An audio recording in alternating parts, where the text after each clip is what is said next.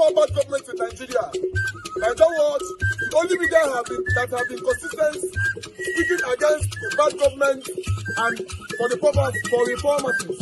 Niger what yo?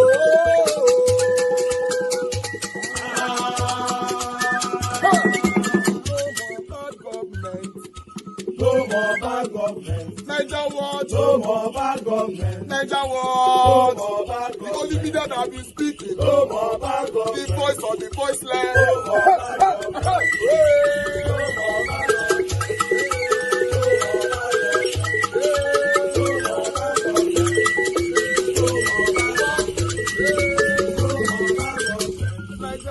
No more bad government. For the poor, no more bad government. Niger what? No more bad government. Niger what media? No more bad government. No more bad government. No more bad government. In Nigeria, no more bad government. No more bad government. No more bad government. The only media, the number one media in Nigeria, no more bad government. That have been speaking against government. No more bad government. Niger what? No more bad government.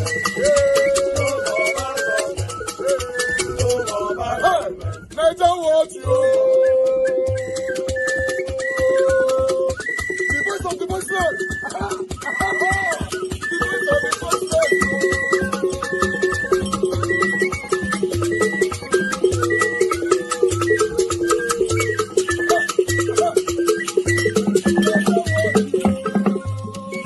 Voice for the voiceless. Voice for the voiceless. Niger what? Voice for the voiceless. Niger watch media. The only media that have been speaking against bad government. Being consistency since 1944. Voice for the voiceless. Voice for the voiceless. Voice for the voiceless. Voice for the voiceless. Voice for the voiceless. Voice for the voiceless. Voice for the voiceless. Voice for the voiceless. Voice for the voiceless. Niger watch you. We have been seeing all you guys have been doing. And he recommending to everyone in Nigeria, saying that you guys are the number one. Niger watch you.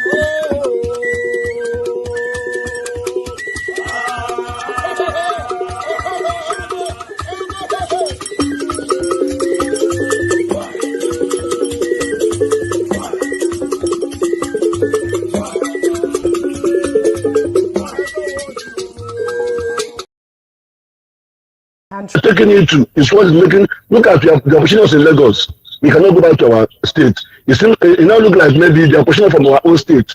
But because of this agreement that is there, they say go and invest in your state, go and invest in your region. How can you go to your region where we say if you go, you might not come back alive? Who caused that? It's Nnamdi Kanu. Yes, fighting for freedom. We all know that. Like I said earlier, every man in his blood, without being told, know that it's a Biafran. Everything is not by knife and gun. Sometimes they apply wisdom. They say you cannot continue doing the same thing and want to get a different result. This is what I've been doing. We did it with the Ojukwu, we did it with the Wazirike, now with the Nnamdi Kanu. The same tactics. Yeah, things are not getting right. We are being killed, the Igbos. We are being destroyed properties, the Igbos. That somebody will still come out and say, all right, my people, una the year waiting at the year, so right? This is an Igbo man who called into this show because this is Rufai's show, Rufai Oseni's show.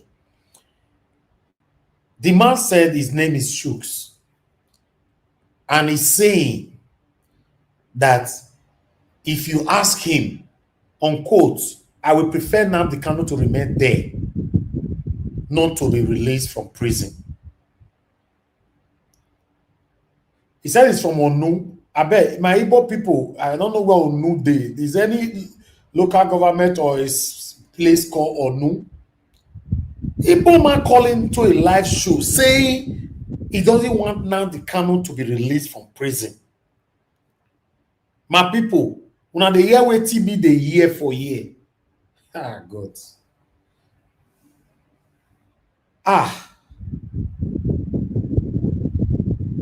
Anyway, I will expatiate on this. Good morning, good afternoon, good evening to every one of you right there. Thanks for your time with us. Mother of our mommy diaspora, good evening to you, mommy. Thank you for being there for us all the time. Thank you, Abu Azi. I appreciate you, my brother. Thanks for always being there. Although I've not seen you today, I'm not sure if you are there. Thank you, everyone. Mother Peggy Modi, thank you very much, Chris, the CXL. Thank you, Uyi Desmond, D.L. Sadolo. Thank you, my people right there. Kisdo Geraki is right there. Sabovo Konga is with us as well. Amudia's Academy is right there with us. Our Dream Nation is right there. Thank you. Good evening to you all. Happy Sunday to every one of you, my people. Miracle Wonder. Thank you very much. Wabo Felix. Thank you, Elliot. Thank you. Bex Max. Thank you very much, sir. Good evening to you. Dixon Dagbo is right there with us. Simon Nagbo, Jay, my brother, I can see you. CEO in the building. Good evening, good evening, good evening, good evening to you all. Peter Ife, I can see you right there. Michael Carter, I can see you. Vitus Akwebele and Victor Organic Boss. God bless you all, my people. Thank you. Please just press on the like button. Help us to share. At peace, I can see you right there. Thank you. Good evening to you. Tana, thank you very much. I can see you. Michael Kelberry. Thank you. Ojuku. Thank you very much. God bless you all. Momosa Amarege Peters, I can see you. Good evening to you. Chidima, thank you very much. God bless you. And many others that are going to be joining us later on. Or if I didn't mention your name, I want you to know that we are together. I appreciate you. But let's listen further to this. The problem we have as Igbo, we are too emotional. We are too emotional. We can't just tell our God and say this is wrong, and guess who is doing it? If they want to take advantage of our emotion, they will say they are killing us. They will bring killing, they will bring this, and they are marginalizing us. Are we the only people that have been marginalized in the country?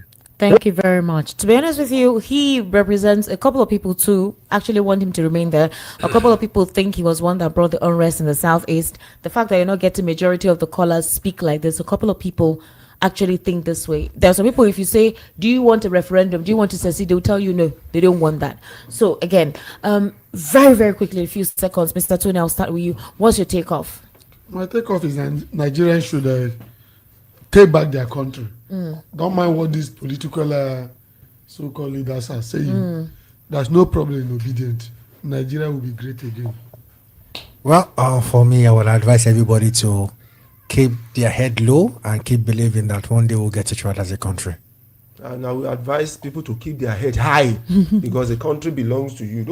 You can't be a slave in your country because when you are a slave, your children will continue to be slaves. This country belongs to all of us. We take it back. And lastly, we are asking for justice for Nnamdi Kanu. Nobody is saying whether it is justice. That's it. Thank you very much, Mr. Lawal Ekundaya. I sincerely do appreciate your coming. Damilare, God bless you for being here. Mr. Tony Mbata, thank you so much. My yellow-white colleague is already red. So thank you, gentlemen, for being part of it. Barrister Ezra Richard, I sincerely do appreciate your... Wow. I actually spoke to somebody as well in Lagos. And I was shocked, although the person, I don't know her before, but it was where we went to, and she was there. No, we were talking about this now. She came in, and she's an Igbo lady. She said similar thing. I was shocked. Yes, she said similar thing that, yes, she want Nnamdi Kanu to be there, not to release, because it's because of Nnamdi Kanu that she have to move out of Southeast, that she lost her own only brother because of sit at home and all that, blah, blah, blah. Yes. But I argued until I was pinched by my friend that I should forget about this argument because it was a physical argument. But regardless of what, my people, these people that are saying that Nnamdi Kanu should remain in prison, are they aware that terrorists were given a peace talk? So that means Nnamdi Kanu's case right now is the worst that have ever happened amongst others. Even worse than whatever terrorists have done in Nigeria, right? Is that what you guys telling me? Anyway, let me finish my presentation. This is shocking. The Kanu situation didn't need to last one day longer than the day Buhari left. Kanu was Buhari's personal prisoner because those people, the Buharis of this world, believe that Nigeria is a real estate that must be held together, it must be united.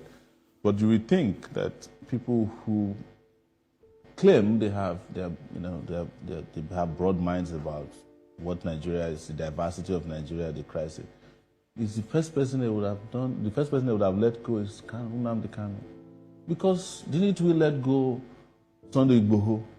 Have we burned down Yoruba land? Before Buhari left, I was one of the people fighting for Ezaki. The argument by those who were opposed to his release was that if he come, he will burn down Kaduna. Zaki's been out of jail now for how long? He doesn't even have time for Nigeria. He has become an international ambassador for Nigeria. He goes to Lebanon, Iran. I've seen him in Iraq. He has not had time to even rebuild his area base. That shows to you that what of some of the fear mongering that happens on the corridors of power is driven by unreasonableness. Omoyele Sowore there stating that Nnamdi Kanu was treated as Muhammadu Buhari personal prisoner. And then I wondered why until I stumbled on this video. I am somebody that has not given 100% interest into Nnamdi Kanu's activities. I found a few things and I wasn't so pleased, and I'm human, I can swear. But this particular video I'm about to show you may be harsh, maybe too much truth, fierce truth, but you cannot take away the fact that a lot of things that Nnamdi Kanu said here looks like they are coming to pass effortlessly and conveniently. And maybe this was where Nnamdi Kanu may have offended Buhari, being who he is. Buhari was very nepotistic, tribalistic, bigot, and of course Nnamdi Kanu offended him and his ideology with this video. Let's see the video together. Fulani can control you however they like. Once they announce it, Yoruba newspapers very foolishly and stupidly will support them because they want Tinubu as the president. And you are all dying every blessed day. You are all dying every day. Have you people risen up to say that what is happening in Nigeria is bad? There is no way that First Orenti's daughter will not be alive today. That is the price you pay for duplicity. That is the price you pay for treachery. That is the price you will continue to pay until you rise up and say enough is enough. It is up to you to do it. You did it during NSAS. You can do it again. Can you imagine Fulani people telling you, if you remove Fulanis from Yoruba forest, imagine Fulani telling you, if you remove them from your ancestral lands, there will be war, and you are panicking. And you have not asked yourself, why are they not saying the same thing about the East? Why did they not say to Eastern Security Network? Why did they not say to me, if you don't stop evacuating Fulani terrorists from the forest, there will be war? Because they know, they understand psychologically that you don't have what it takes to resist them. Now, tell me what is wrong with what Nnamdi Kanu said here. Because to the best of my knowledge, what I can understand there, every single thing Nnamdi Kanu talk there is truth. Now, 100% fact. Let's listen further. Do you know why Borno State is still alive? Why you still have the Kanuri people in Borno today? Was because they resisted the Fulani centuries ago. You have to go back to history to understand how Nigeria came into existence. Fulani has been expanding from day one, from Senegambia. All the way from Senegambia, they've been expanding, and now they are in Okigwe. All the way from Senegambia. They are now in Okigwe. And you're asking us to somehow fold our hands and keep quiet because of 2023, because one idiot is going to come out to become a president. Because of that rubbish, because of that nonsensical notion, we should fold our hands and wait until we are overrun by the Janjaweed from the Sahel. Is that how reasonable people think? Is that how people that wish to survive as a race, is that how they reason? It is very, very shocking that some of you do not understand what the Fulanis have in store for you. Very, very soon it is going to happen. And when it happens, your eyes will clear. And about whom you will see it very clearly. I was warning you in 2014, 2015, 2016. They said he's a warmonger. He's a warmongering. I went to America and I told World Igbo Congress that this war you are avoiding is going to come to your villages. They said, no, it's not going to happen. What is happening today? When Yoruba was supporting the dead idiot called Buhari, did I not warn them that this evil you're supporting will consume you? They never listened. They never wanted to listen. IPOB is a terrorist group. You're trying to divide Nigeria. But Mietiana is not. People that you are calling bandits, have you heard anybody come out to say, please, Buhari, since presidency is there defending terrorists in the forest, why don't you proscribe them? No, you cannot proscribe a Fulani group. Never. And all of you, we are supporting evil. When there is the proscribed IPOB, proscribed indigenous people of Biafra. These are Yoruba journalists writing junk. Every day they keep writing rubbish. But their land is under siege. Their land is under siege. And the Fulani will take it. It doesn't take time. So I am here today to encourage them that they must stand tall and be very strong, resolute. That is what Fulani does. They control the media. They have well-paid consultants all over the world doing their bidding for them. They have that woman at UN trying to lobby the world that everything is okay in the zoo called Nigeria. But you and I know that the zoo is not okay. You and I know the game plan of the Fulani. And what are you doing about it? Nothing. Every day you read, you lament, you complain. Every day you read, you lament. And that's all you do. That is all you do. You read, you lament, you complain, you do nothing about it. Your lives are being taken away from you. Your forests are being occupied. Your mothers are being raped. Your daughters are being abducted. And the whole national government, presidency, is supporting such people. And you're telling me that Nigeria is viably sustainable.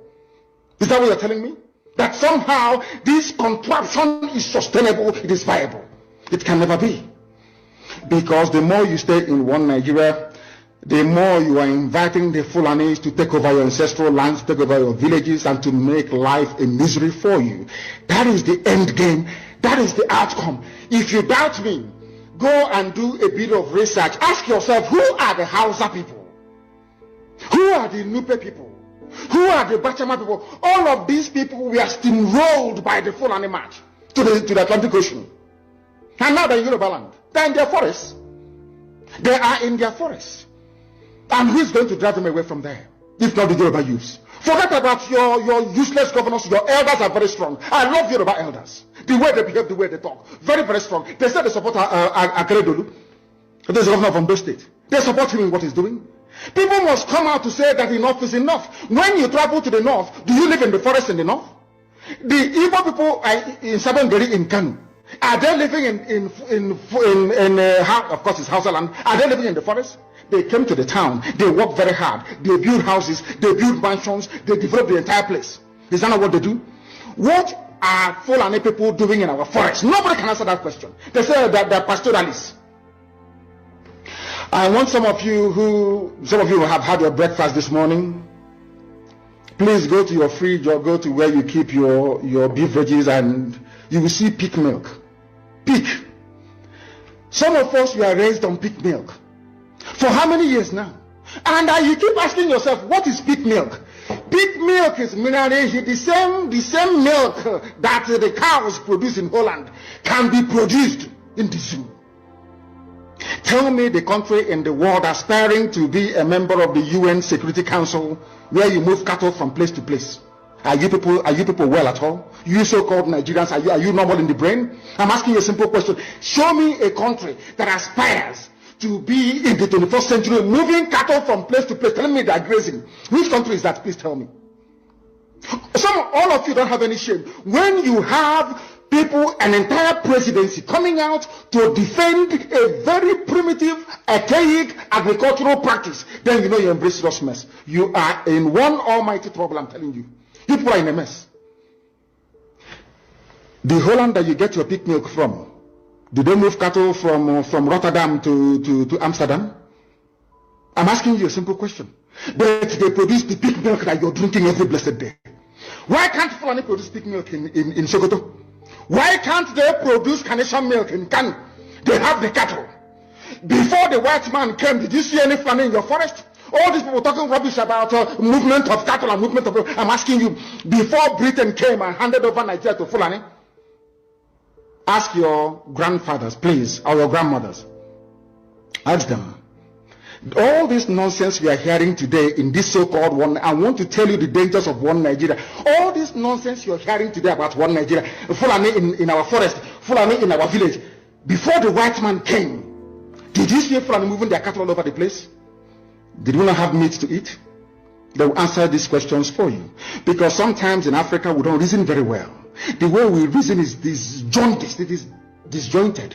I can't understand for the life of me why, instead of them to waste all that money arming and equipping this Janjaweed army to come and conquer you and I, why don't they open a milk factory somewhere in the north and bring the milk down south? I'm sure Southerners will buy it. After all, pig milk comes all the way from Holland. Pig milk all the way from Holland. Now you understand it. Because of the way you people reason. Why can't you produce? Is it difficult to produce milk? The same milk that comes out naturally from the udder of the cow. Why can't you can it somewhere, pasteurize it, and send it to people to eat, to drink, or to do whatever with? All over the world, that is what is happening. In fact, they produce so much milk in Europe that they pour it away. Why can't you do the same thing? A whole president claiming they are in the 21st century are supporting a very primitive practice of moving cattle from place to all of you. You're not ashamed of yourselves. You have no shame. As somebody will say, your shame is shaming me. I'm telling you, you people from the zoo, I am ashamed of your ignorance and stupidity. You people are hopeless, completely hopeless. One day I want idiot to come and say, we are intellectuals. And you're moving cattle from Kafanchan to Ahoda. You are intellectuals. You are intellectualizing. You are in the 21st century. You are moving cattle, driving cattle Nama from over 300 miles.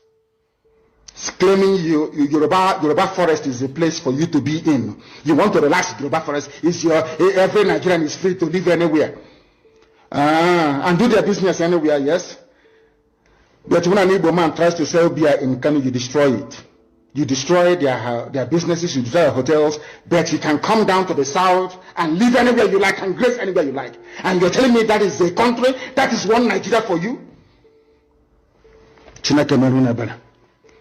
The Fulanis we are talking, they call them the Funa movement. Our attention has been drawn to a decree credited to one Rotimi Akeredolu, asking Fulani people who have occupied some forests in Ondo State to quit. We are also aware of another incident in Oyo State where an illiterate political talk gave quick notice to Fulani people to leave their territories, which are now their irreversible homes. Are you listening? Fulani are now saying that Yoruba forest is now their irreversible homes. They have now occupied Yoruba land in perpetuity. And I want to let my Yoruba friends understand this. You see, in life, anytime you support evil, evil will come back to haunt you. All of you never knew that IPOB and this Biafra movement was for your liberation.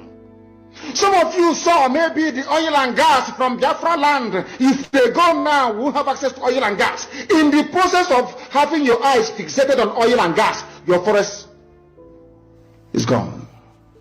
Do you understand it? There is nothing more precious in life than freedom. Freedom is very important. And I need you to understand this very morning. Every Yoruba person supporting Fulani, you are setting up yourself to become like the Hausa people. Remember when Hausa was supporting Fulani? We are Hausa Fulani, we are Hausa Fulani. Where are the Hausa people today? I ask you. Where are those Hausa people today? Do you see them anymore? They're saying we are Hausa Fulani, we are Hausa Fulani. Do you see them again today? Do you see them? I'm asking you. No, because Fulani have completely overwhelmed them. It's called emasculation. Completely emasculated them. Look at what they're doing in the East. In the East, they come to the East, they will tell you, oh, you want to be the president or vice? Yeah. They say, give us land for Ruga. They give them land. As soldiers of Kanu did that Lord Banta. They're taking it over in forever and ever. Give us land in your state. Hope of them prove to us that you are stood. Give us land in Olo. Hope of them will give them land in Olo. We can go and kill people in Obibo. We can kill for them. How many Fulani governors are prepared to kill bandits? I didn't say normal people. I'm talking about armed, dangerous bandits. How many Fulani governors? Go and read your newspapers, you will see it there. Fulani governors are negotiating with them, giving them arms, giving them vehicles, making sure that their life is no longer a misery. But they come down to the south, they tell you, give us land for Ruga. Go and kill your people to prove to us that you're one Nigerian. That was why Obi was talking rubbish. Was was it yesterday or 2 days ago? Supported by the BBC. The problem you people have in Nigeria is this. Your journalists, you see people, Punch newspaper, Tribune, Vanguard, and Nation, they are your second worst enemies. I'm telling you the truth. They can never ever be objective in their reportage. Never, ever, ever. That's why all of you are suffering. But you don't know it. They were the same people used to scuttle the MSAS protest. Of course, some of you went about looking for Indomie in warehouses. Typical black people. Any revolution that is coming now, you must stand very firm. They'll say, oh, you're Igbo. Oh, you're Yoruba. Oh, you are from Europe. Don't join them. It's our turn in 2023. If you do this, you will scuttle our chances of becoming the president. Wow. Wow. Can you tell me, everything when Nnamdi Kanu talk for that, tell me which one will not be faced today? He talk heavily about the Fulani people, and look what we are facing today. Most of you listening to me today, the Fulani people have occupied your farm. You talk about the raping our mothers and our daughters and all that. Yes, today is happening, right? Then, so that means arresting Nnamdi Kanu was a deliberate act because it tackled Buhari. Now, since Tinubu is in power, why can't Tinubu let Nnamdi Kanu go? Why? Because under Tinubu, the federal government had a peace talk with terrorists. Right? Now, Joe Igbokwe is saying that federal government make the not release Nnamdi Kanu. Never. Joe Igbokwe wants federal government against releasing Nnamdi Kanu, says IPOB leader does not deserve pardon. This Joe Igbokwe not be Igbo man. You tell me want to talk. I don't want to go in. I don't want to go cause problem for myself.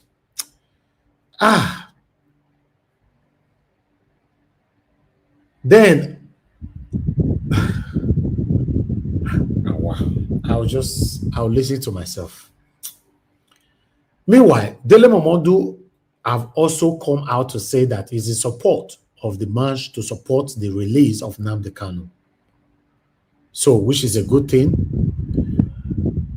I would like us to, let me take further with this article of Joe Igbokwe.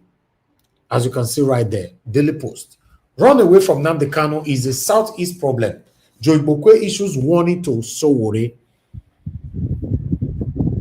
A chieftain of All Progressive Congress APC, Joe Igbokwe, has issued a warning to activist politician Momoele Sowore for demanding the release of Nnamdi Kanu, leader of the indigenous people of Biafra, IPOB. Igbokwe said Sowore should run because Kanu is a busher who killed so many people in the southeast. In a Facebook post tagged, final warning to Omoyele Sowore, the APC chieftain said Kanu's men turned the southeast into a killing field. He wrote, Omoyele Sowore says is marching to Aso Rock to protest against the detention of Busher of Southeast called Nnamdi Kanu. I've told him as a friend to run 440 miles. I have alerted his junior brother, Barrister Allen Sowore, to tell Omoyele Sowore to run away from Nnamdi Kanu's matter because the matter is bigger than him. For real? Bigger than him. I tell you, say people they southeast way pull legs, say this man, they don't feel release. Some of them are already coming. Barrister Darity came out yesterday to disgrace himself. Now Joe Igbokwe today now disgracing himself. There are people, oh God, if house no kill you, it go hard for outsider to kill you. I'm telling you. I'm telling you. Then he went on quote, I've advised him as a friend, but he will not listen. Nnamdi Kanu shed thousands of blood in the southeast in 10 years. Nnamdi Kanu's men turned southeast into a killing field, a place of anything goes, the land of Patmos, Thomas Hobbes' state of nation, where life is nasty, brutish, and short. Nnamdi Kanu decimated southeast. Then he went on. The man is senseless without life, without soul, without faculty, without wisdom, without knowledge, without character, without understanding. Ha! It was a useless business enterprise that moved Igbo nation back by 50 years. We lost respect, honor, integrity, dignity, common sense, and wisdom. Whatever came over our people, I cannot explain. Then he went on. We kept quiet, and idiot and vagabond ruined the land of the rising sun. We went to sleep, and children led by the empty head called Nnamdi Kanu dragged Igbo nation into a terrible mess that will take us years to clear the auction table. Sowore, Sowore, Sowore, we called him three times. How many times did I call you? Three times, Abi. Run 440 away from Southeast matter. You know nothing about what Nnamdi Kanu did in the Southeast in 10 years in the name of a totally useless and senseless Biafra project. Blood was shed. I'm a victim. Go to New Inewi and see my home. Go and speak to people before you join the senseless mission. Go and do due diligence in Southeast before you put your mouth in the matter. The road leads to nowhere. I have done my duty. Which duty? Maybe when I pay attention to what I'm reading, I have done my duty. If you are from Southwest, South, Central, Southeast, and Northwest, ignore Kanu and reckless interloper called Sowore. This Aluta Continua adventure is no longer relevant. It is kindergarten, a no-brainer, childish, senseless, etc.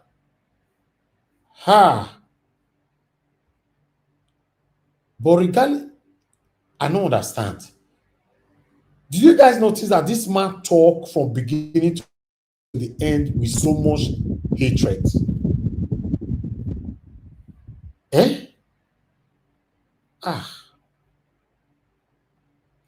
And people, we are calling out the government. There's nothing wrong calling them out, but you got people who pull left for this now, the Kanu matter. And most of them are from the Southeast. I'm telling you, less than 24 hours, and I can see two of them with the other one, Barrister Daliti, verbally condemned the move for Sowore, for Nnamdi Kanu's release by stylishly and indirectly attacking Sowore, whereas he was not advocating how Nnamdi Kanu will be released. Now, Joe Igbokwe today doing even worse, because this one is direct, while Barrister Daliti was indirect. Now God go help Sowore, oh God. People were doing matter too much. I deliberately posted a poll on Naija Watch. For those of you watching me from other platform, yes, I put it on Naija Watch and I asked a question. Do you support for Nnamdi Kanu to be freed now? 97. Oh, I'll just leave the percentage now. I'll look at it. I will explain it later. But it's sad that we have people who voted here that no, he should remain in prison. We already have somebody who voted that no, he should remain in prison.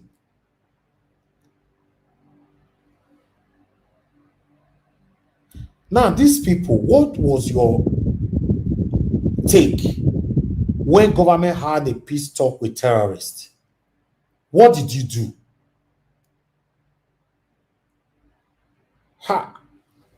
This matter be as it gets, is a very, very strong matter. But meanwhile, anyway, let's move on. Now, wow. This is crazy. To be honest, this is crazy.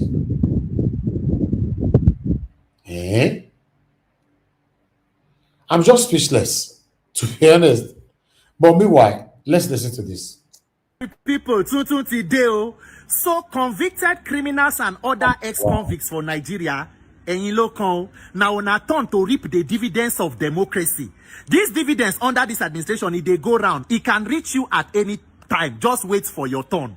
So my country people, President Tinubu, in exercising his presidential powers to grant pardon to any convicted criminal or offender, don't grant presidential pardon to about 170-something convicted criminals and other ex-convicts. According to data where they are available, drug-related offenses make up about 40% of the total people with they release. Illegal mining about 30%. Violent crimes and other capital offenses about 25%, including homicide, kidnapping, firearms possession, and many other offenses or crimes where they listed, where they don't free among these people. According to Oga Bayo Ononuga, one of President Tinubu's spokesperson, he said the president released these people based on information available to him. Say some of them don't prove, say they don't repent, they don't show remorse. Some don't go school, National Open University while they did prison, they don't acquire other skills. Some due to old age. Now the president can decide, say, yes, these particular people, they deserve in pardon. Some of the people were there amongst them. Now this lady, Mariam Sanda, who was convicted of killing her husband, former PDP national chairman's son. Also, Honorable Farouk, one politician who was convicted, you remember. And according to report, they say one convicted kidnapper from Kokori community, who allegedly was involved in the kidnapping of senior advocate of Nigeria, Mike Ozokome. In fact, from video where they online, they say as he go in community yesterday night, as they released them, community people come out to come welcome them. They hail them. As he don't come back from prison, they came out to welcome their hero. So me, I not come to tell you now whether it is right or it is wrong. The president has powers to grant amnesty to anybody where he decide. And since President Tinubu don't look around, he decides, say, these particular people, they deserve in pardon. The reason why he released them is best known to him. So some criminals are good enough to be released, while some offenders should die in jail. Now, so we they run them for Nigeria. As it is today now, the people where me are the pity now, people like them Lawrence Anini, them Oyenusi, where they no get patience, they go quick die. Because Shebif to say they get patience, wait small. Turn by turn, if you reach them, therefore pardon them. Therefore even go get degree or go to law school, they call them to bar. They can become judges to begin to free other offenders. Because now so Nigeria be, it's like Z-word. It's extraordinary every day. It is a criminality and corruption Armageddon. The more you look, the less you see. So congratulations, sir. Congratulations, Your Excellency. These actions they take, it is an inspiration to future criminals. You inspire them to ensure that in Nigeria, if you are criminal-minded enough, you are likely to get a pardon. So we have a society where innocent citizens are the ones afraid for their lives, while convicted criminals are holding either peace deal in Casina or they are being freed by the president and commander-in-chief. God bless you, Nigeria. 2027, Nigeria, oh yeah, Nigeria, oh yeah. The more we look, the less we go to see. On this mandate, una go collapse. My name. All right. This comment from George Blucher. Thanks for the super chat anyway. God bless you. I'm very grateful. But you said Nigeria was Joe Igbokwe country home was burnt down by IPOB. Can somebody confirm if this is true? Because maybe this is the reason why Joe Igbokwe was speaking with so much hatred for Nnamdi Kanu. Can anybody from the southeast confirm this? Please, let's be honest. Because he stated it on the article that I read just now that go to my home or something like that. I don't know as I read that just now. Is this true? Hi, wow. No, if I pop burner, then now the Kanu say me they go burn the house. Let's assume say not true. Eh? Do we have any evidence, any video or any article where Nnamdi Kanu ordered IPOB people may they go burn Joe Igbokwe family home or home?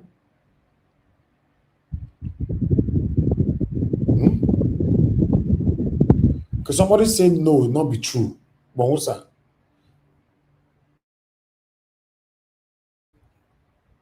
Ha. Okay. Someone said Joe Igbokwe house was burned by political setup, not IPOB. Okay. So that means the information, the realism of the information is not ascertained. Yes. Tony Africa, you said Joe Igbokwe provoked the Biafra agitators first. Okay. Okay, now Joe Igbokwe go find trouble. Anyway, God passed them, sha. God passed them. All of now we pull legs say this man will never be released. God pass you now. Man, not worry. Nothing lasts forever. If you're expecting him to die in prison, you're not going to die in prison. Don't worry. Don't worry. Even you that is wishing him to die in prison, you will not live forever. Your own date have been set. Yes, nobody will live forever. Don't worry. It's very sad. Very, very sad. Let's move on. Suddenly, politicians now, they want Kanu Nnamdi out. Suddenly, Atiku loved the idea. Suddenly, Sowore brought the idea.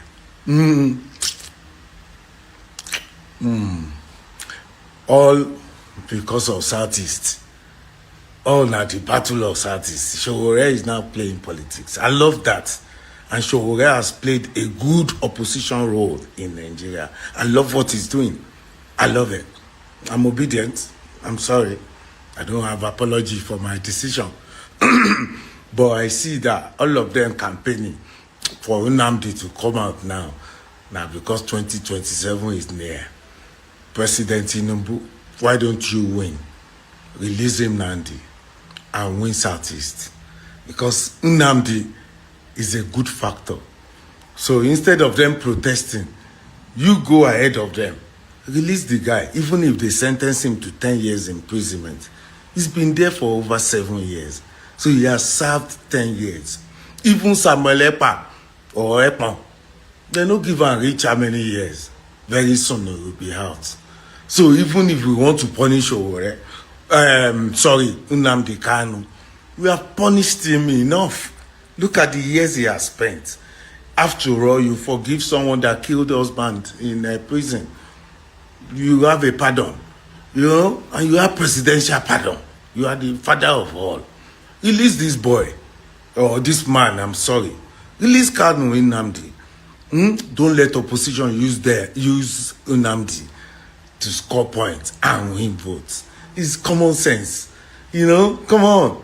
Sudden love for Nnamdi now. We protest there. I go there the protest anyway because anywhere Sowore call me, I will answer because I know he love Nigeria.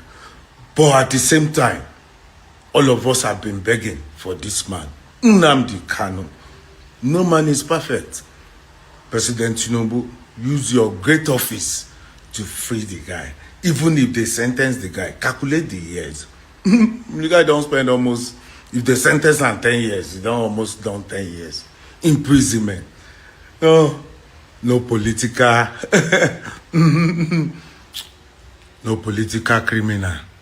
Free Kanu Nnamdi now. God bless Nigeria.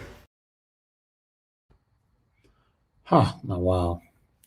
The biasness of this country is deep, very, very deep. I can see a lot of you are responding to that statement earlier on that Joe Igbokwe's home were burnt down by IPOB, and a lot of you have refuted, saying no, not be IPOB.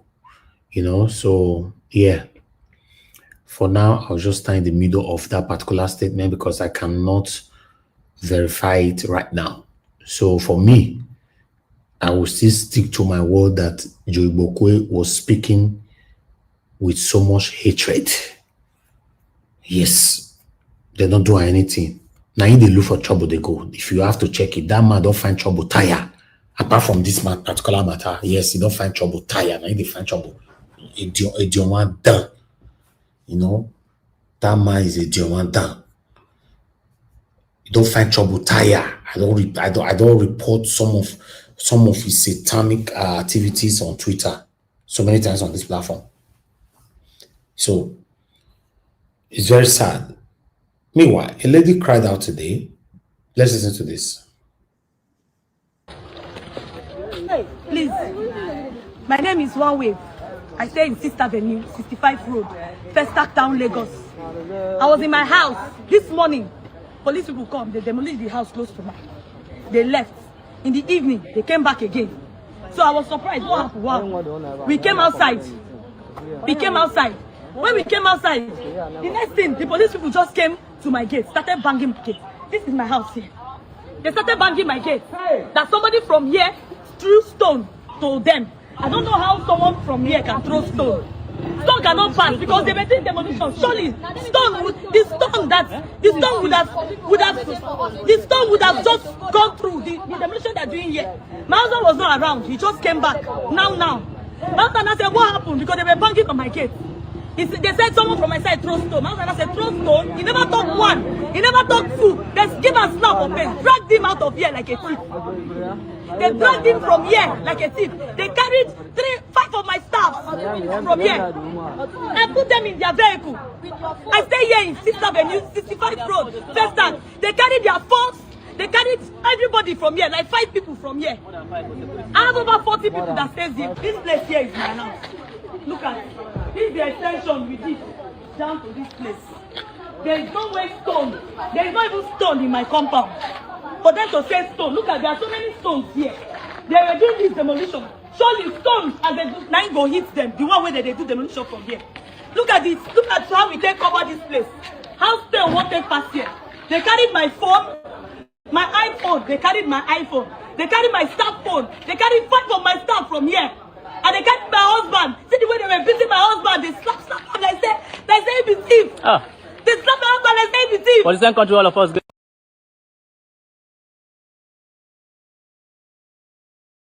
This woman's husband is still in detention. The Nigerian police, I put it to you, you are wicked to your citizens. So you are wicked. You wicked girl. And I don't know why not they let the citizens wicked on her back. Everybody, please help me tag anybody you know in police. This man now don't come up for there. Nobody know who to tag for there again. 2 people went out with an agency to demolish a building. Nobody stopped you. Nobody harassed anybody there. The house besides now, policeman say person throw stone for there. Don't you see that demolishing a building and stone even come from wetin that they do? Don't be like say person injure, say blood they flow now, they come they wonder where stone for come. You are just ego, wickedness. Somebody throw stone from there. Nobody stone you, oga. People na wetin una they do, so nobody stone you. Like play. Oh, husband come house. Wetin dey happen? What's going on? Big go for a face, beat him up like a criminal, throw him inside motor. The few workers we go one try, please, oh, they throw them. 6 workers. Is that not madness? So they tell you so. They sleep say yesterday. They are still in detention till now. They pack them go Oshodi police station. People are a disgrace.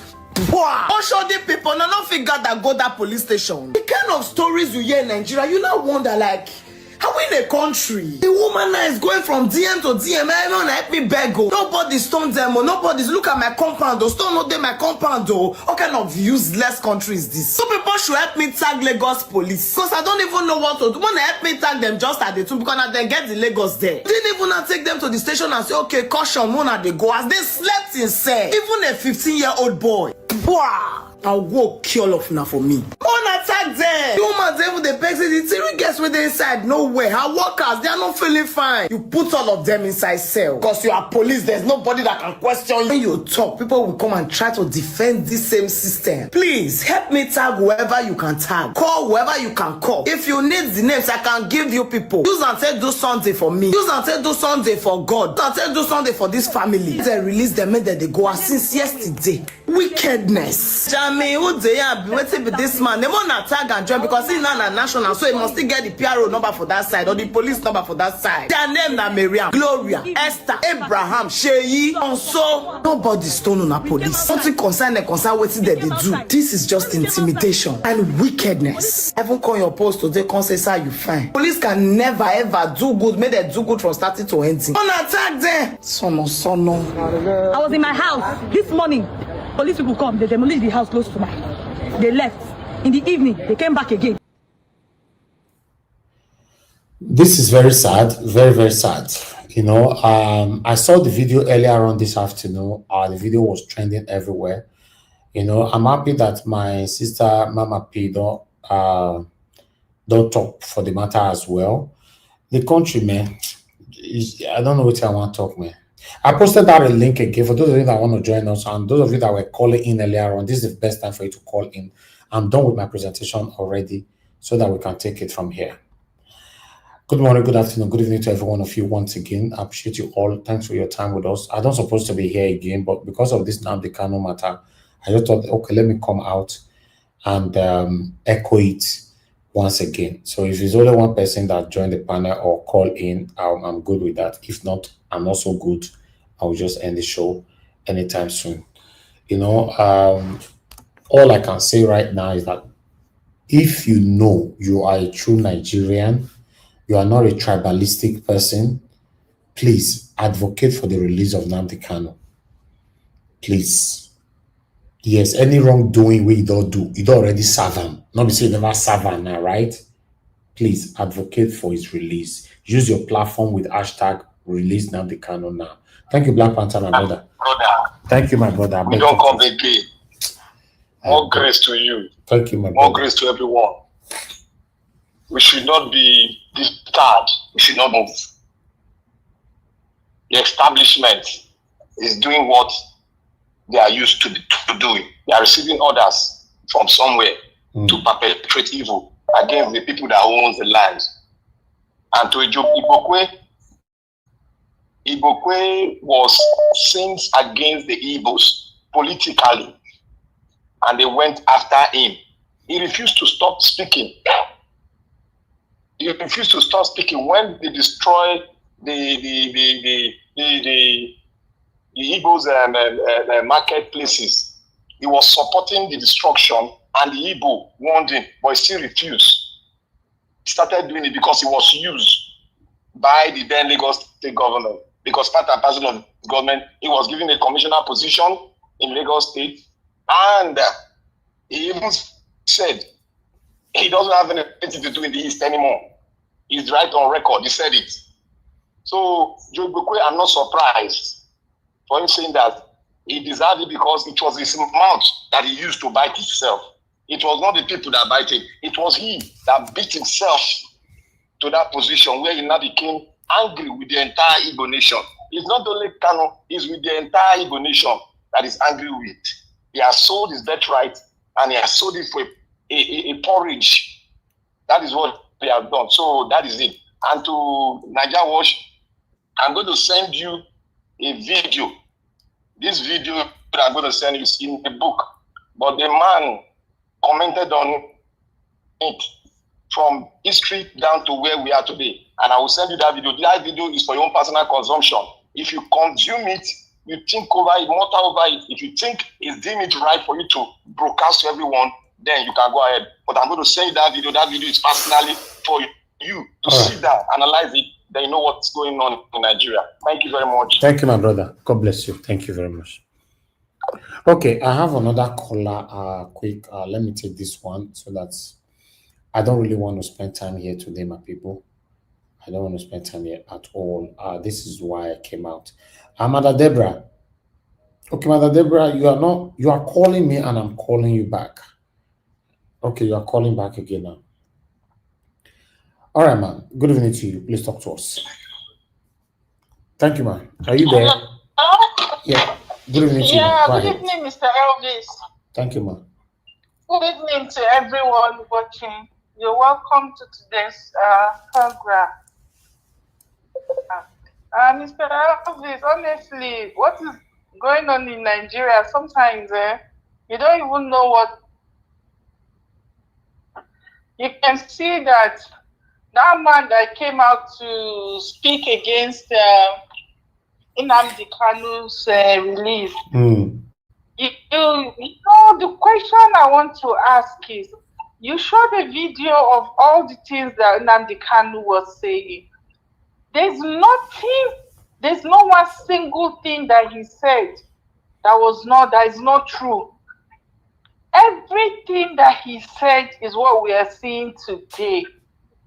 Even though people are seeing that everything that he said that is going to happen is what we are already seeing. That the Fulani are actually taking over.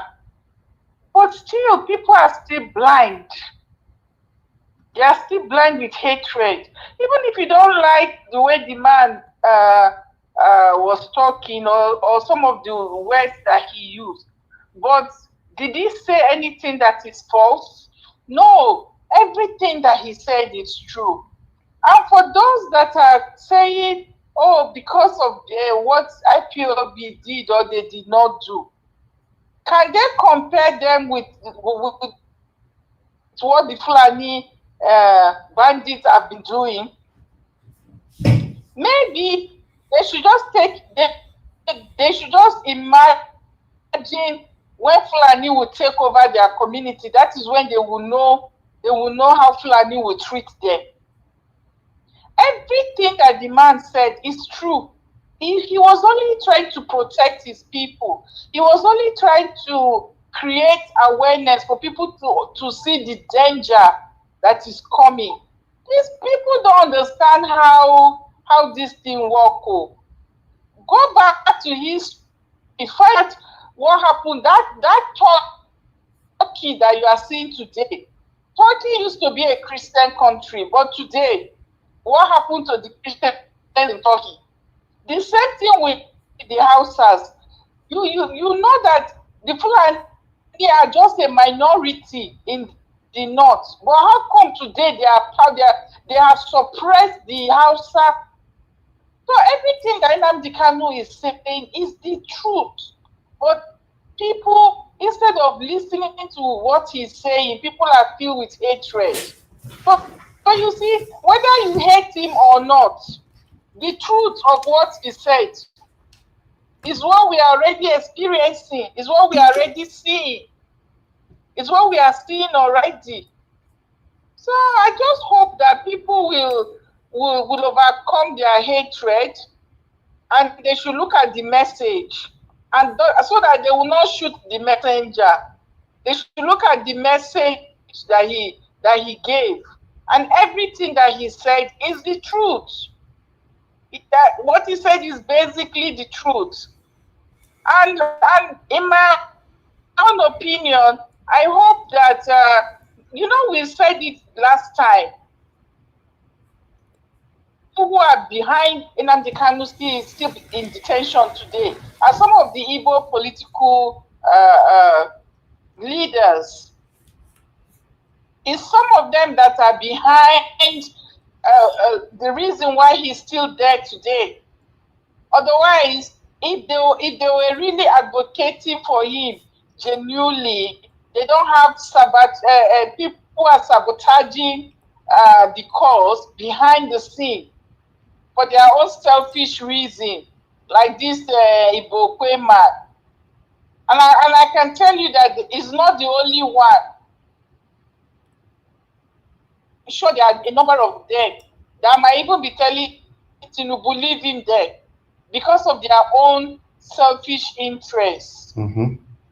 But I really hope that Tinubu will do the right thing, especially now that the man is sick, so that he doesn't die in custody, in detention. I hope that they will release him.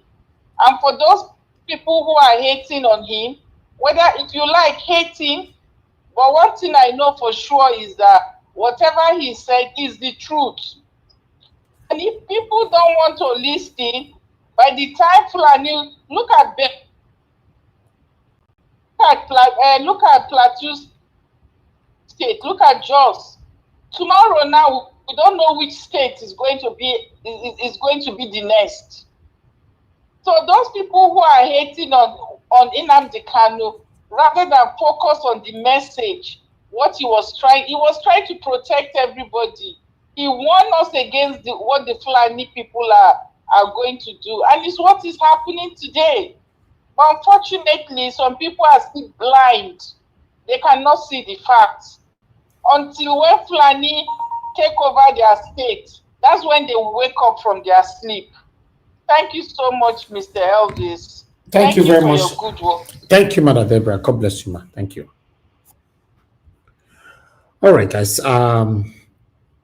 I just hope that we find a way to come together in unity and speak in one voice, though what I'm calling for will be very, very difficult to achieve. But I hope. Because if you want to be honest to yourself, by now you're supposed to understand that the segregation between you and I is the reason why we are where we are today. And the continuous practices of this ethnicism, tribalism, and all that, also a big problem why we are where we are today. We don't speak in one voice. So people are celebrating Nnamdi Kanu is in prison today, apart from the Igbo people that have displayed themselves, but many other Nigerians are celebrating as well. If punishing anybody for their wrongdoings, I don't have any problem about that. If you are doing it fairly, then there's no problem. But if you are selective over your judgment or decision, that is where my problem lies. To be honest, I strongly believe that the way Nnamdi Kanu is being treated is very, very unfair. Very, very, very unfair. Compared to what I've seen or what I've reported on my platform here of those that will be given pardon, terrorists, killers, confirmed killers, proud killers, it's very unfortunate. I'd like to hear from Mr. Alavo. It's good to have you on the show, sir. Our Dream Nation. Good evening to you, sir. Please talk to us. Thank you, my brother. Good evening, sir. Thank you, sir. And God bless you for what you do. Good evening to the people, everyone on the comment section. We will not give up. We will continue to do what is right. We'll continue to speak out. The issue of Nnamdi Kanu, when you ask them, I told you earlier that most people have a lot of problem with Nnamdi Kanu because they perceived him as their enemy. They perceive him as a person that have made them like some of people who have been affected by the some group of people. When you like Monkey who said, I can only vouch for the one I have in my stomach, but the one I'm carrying at my back, I can't vouch for that one. That is how followers, how they are. That is one thing about followers. And some people will hide under this thing, just like somebody will go out to protest and government will send a agent of destruction to come and disrupt that protest just to carry out, and they will target that hoodlums hijack the protest. If not, their detection for the Biafran, they should allow them. Nnamdi Kanu is like a prophet. Ojuku did the same thing. Everybody needs freedom. Nobody is happy with what is happening, except even those who are in government benefiting from APC. They are not happy also. But most of them will be pretending. But however, those people who hide under those issue of IPOP and destroy people's property, in NSAS will witness those things. They hijack the process, begin to loot shops, supermarket. For somebody who lost a lot of things during NSAS, how do you think that person will react when you're talking about NSAS? He will be counting his loss. But it's the criminal element inside that. But the purpose of the NSAS was for a different thing. But you will see some people who come behind and hijack that process, use it for their own personal gain. Some of them are sponsored by the enemies of those genuine agitation people are asking for. Nobody will not ask for freedom. Nobody will not want to be independent. Nigeria asked for it, and the British government gave it to Nigeria. So if people feel, I've not been treated, I've not been among, you have not been seeing me as a part of you, and everything about me has nothing related to you. Your culture and your lifestyle has nothing to do with me. You and me are not on the same page. We don't agree on the same thing. And if someone is asking for that, some people hijack that process. Like we are saying, you can't bring out any video where it specifically mention or direct people to destroy anybody who is against the hip hop movement, to destroy the houses. So those are the things. Some people will hijack that process. Nnamdi Kanu, his house is also affected. When the Nigeria government, they came there, they ransacked the house and do everything. They damaged the property. Yes, a part of the thing, he lost his parent. So everybody can count their losses. In the process of agitating for a freedom, if Biafra Republic is standing today, and this person, Joe Iboke, who is benefiting under Tinubu government, if you can remember, during 2019, he was very vocal, speaking against the Igbo people. When the Ohanese said, no, this is our way, when Peter Obi was running as a deputy to Atiku Abubakar, Joe Ibope was leading another Ohanese group in support of the APC. So there are a lot of people, a lot of things that have happened within those times. If some enemies or political talks and all those things, we just use that as this thing. Yeah, it has affected him, affect his house, but that does not mean you can just say it is Nnamdi Kanu that sent those people to do that. If the government are giving freedom, President Tinubu have pardoned a lot of people, hardened criminals. I don't know. Even the one that stole money, this subsidy money during Goodluck Jonathan, he has freed all those people for his political reasons. What is happening? The one from the southwest, I will keep saying it, they use him for the political purpose. You can hear from the Nnamdi Kanu video. He mentioned one stark illiterate they are using that is agitating. That is referring to this Sunday Igboho. So those are people they use to start like that because they want the presidency to go to Yoruba. Because they know when the Yoruba people come out to join, the Fulani people know how to calm them down, they will give them presidency. The same thing when they want to hand over power in 1999. When they say, okay, oh, they agitating, they started, Oduduwa and all those things.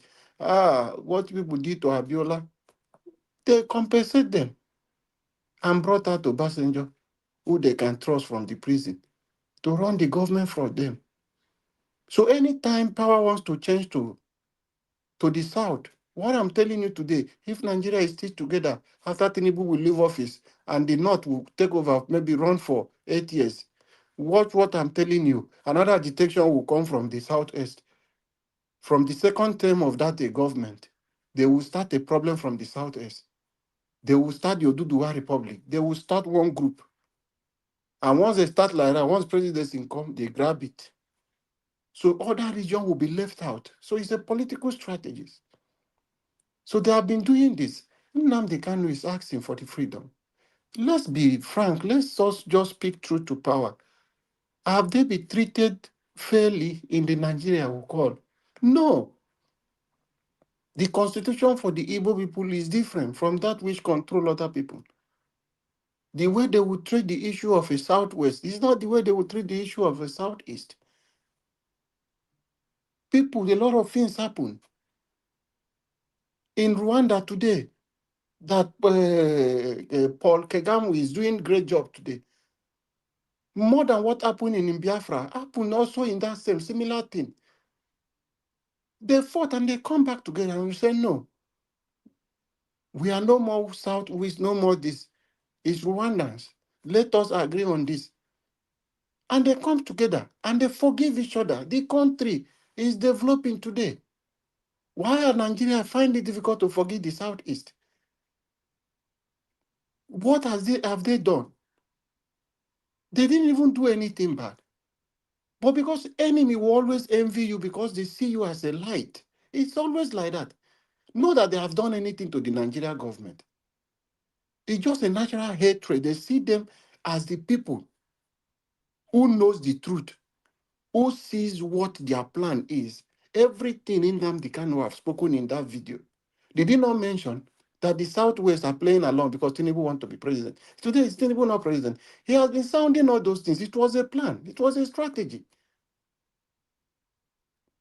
Because it's Nnamdi Kanu. That is how Fela was crying for Nigeria. Until he died, that is when people begin to value him. Today, Nnamdi Kanu knows a lot. He's a student of history and he's a lecturer of history. He knows so much about Nigerians. He knows the secret of Nigeria as a country. He knows how they force all of us together. So when he's speaking out the truth, it's affecting people who are benefiting from this first system. So anyone who is speaking, they're praying for him to remain there, are just the enemy. Even if it is your own enemy, you think this is your enemy. You don't wish your enemy that kind of a thing. Most of them, you ask them today, they will tell you they are Christians, but they don't know how to forgive. All of them who are saying it should remain there, if they go to church every Sunday, but they don't know how to forgive. As in Nnamdi Kanu done the worst thing to Sunday Igboho, Joe Ibokwe, than what people are suffering in Southeast that are suffering today. The pain that is going on in the middle belt, which is Benue State and Jos, as Joe Ibokwe gone through that kind of pain that the people have gone through, that Nigeria have happened to them. So when you want to come and talk like this in public, you should think that you have children who are growing up. You are creating more enmity for yourself. We don't speak like this. You cannot be calling him and be saying that you leave him there too. When your government is doing, you don't tell your government that you stop. As in Nnamdi Kanu done the worst thing than those bandits who comes to destroy a whole community, push people away, take their wives, take their children. Please, we must stop this narrative we are pushing. We must stop this hatred for Nnamdi Kanu. He deserves his freedom. If Nigeria government are freeing people because of the information he have about the country, if you are scared of him, then do the right thing. What is he asking for? Fair share. Treat us like human. Since you have the Nigerian government arrested Nnamdi Kanu, have they treated the Igbo people fairly? How many of them are heading a top position in government, apart from Umahi, who is the #1 minister of works? Outside that, which other ministerial appointment are they leading? They are all of them. The other ones wanted as state for state, are this for state. They are always assistant. So they are not being fair to them. That lady today, which I told you people, because she's an Igbo woman. If that lady was from Southwest, Tinubu will immediately, if it is from Kogi State, that same woman, Tinubu would have confirmed that woman as an INEC chairman, chair lady. But because she's from Igbo, he has brought somebody. If he's from, let's say, that Benue State or any place Southwest that link to the same Yoruba that speak Yoruba, maybe Kwara State, Tinubu would have appointed and confirmed her. But because of her name. So the people you are still giving them, you are not being fair to them. You are treating them like a second-class citizens. Everyone is equal if you say, let us come together and form a nation. And yet you can't forgive one another. You begin to treat me as if I'm a second-class citizen. In what country will someone be carrying cow to travel in this 21st century if you know that you have a negative intention of what you want to achieve? Mr. Najawa, this is one thing. I want to tell you this. My encounter with one Aboki man. Aboki man told me once in Port Harcourt. He told me that was early 2012, if I'm not mistaken. He said I should look, say my forests, my places, they know my places more than me. That all this one we are shouting militancy, this. If anything happen, that in every of my community, I should mention one village in Rivers State that you will not find a northern man. You will not find Aboki, whether it's shoemaking is doing. If anything happen, that they are not going to lose anything. They are everywhere. That they know my own community, my bush more than me. That is what they mentioned. That person told me. I look at it like this. So these people are on a mission. They are coming to Nigeria. They are coming into other states for a mission. Why would you be living in a forest? Say because of your cow. You destroy the farmland of people. What is your agenda? You will dig that place. You start having children. Before 2 years to come, you people have populated that place. It's a problem.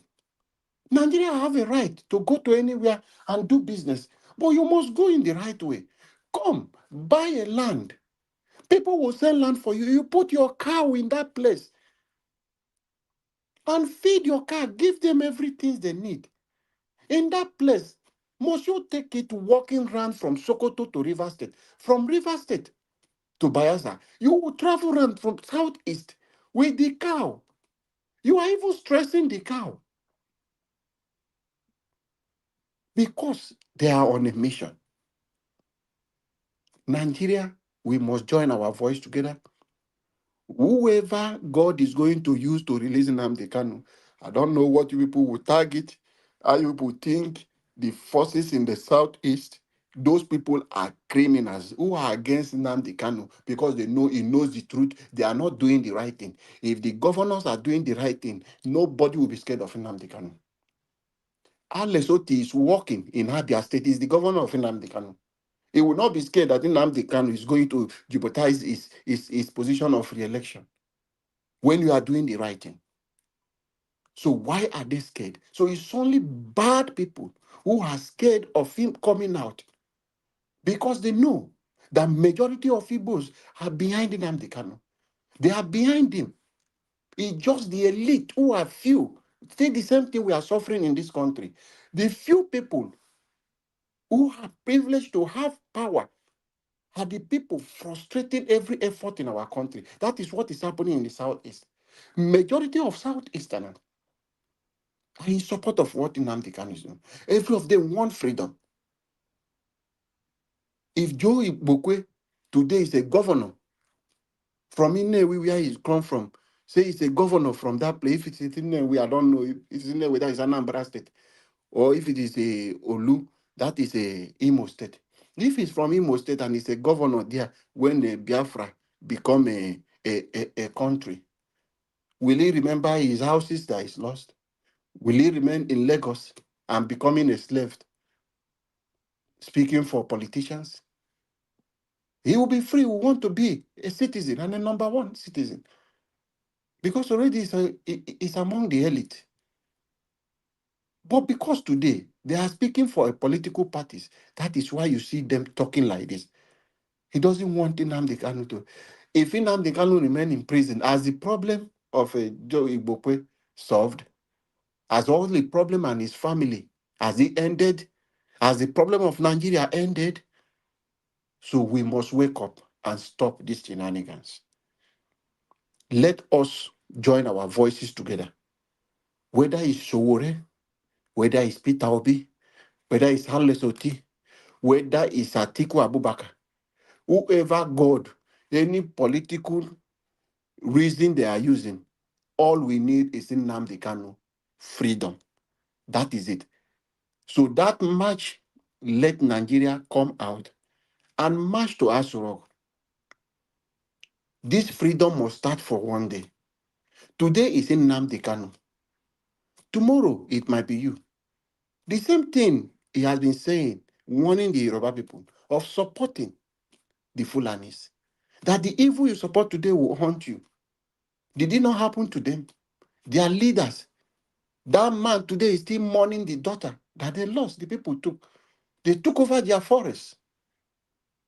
And they came together and formed a Matokun to guide their forest. But when they were warning them that these people you are dining with are dangerous people, they are on a mission. Do they not come in a war community and finish the whole church? Why are we doing as if we don't know what the problem is, where it's coming from?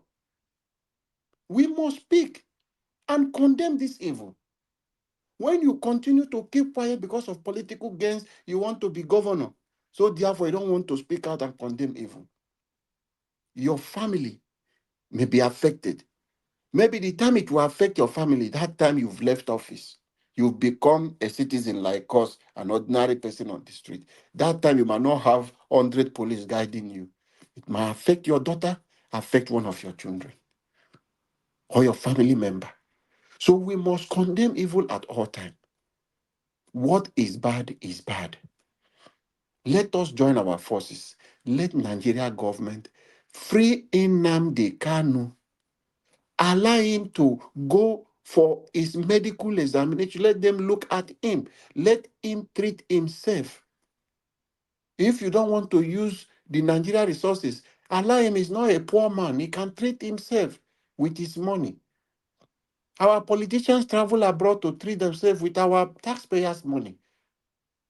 Why are you holding him down? If anything happened to Nnamdi Kanu, it might cause a lot of problems that will never be forgotten. So we should not always be waiting as a government. Wait for us to react, not to be proactive. It is dangerous for our country. We must be proactive to know the body language of a citizen, what the citizen wants, how the country, what is happening. But when our leaders are just pretending as if everything is okay, and they kept mute, they kept quiet until when that thing happened, you begin to run. One media will begin to condemn, say this. You now begin to look for solution. Something we would have prevented. That is where our country is. We are only waiting to react. Nobody is thinking of, let me just stop this thing from happening. Release him. Don't allow him to stay in your custody and anything happen to him. None of us will know how that will end. It's not what we are praying for, but God forbid. If it happens, it's going to cause a lot of problem for our government. And we don't pray for that. There is no way you will say if anything happened to Nnamdi Kanu in that prison. Some people will not do some negative things. It might not happen in the north, but it might affect some things in the southeast also, where they have the power to do. So we don't want that kind of a situation. Allow Nnamdi Kanu to go and have his treatment. The judges have said this person do not have any case to answer, and they have discharged him and acquitted him. Why are you still holding him? You kidnapped him, not extradite. You kidnapped him from Kenya illegally. It's our country, Nigeria government, that is supposed to be facing these criminal cases for kidnapping their own citizen. But today, reverse is the case. Nnamdi Kanu is the one. They are incarcerating. Just kept him there.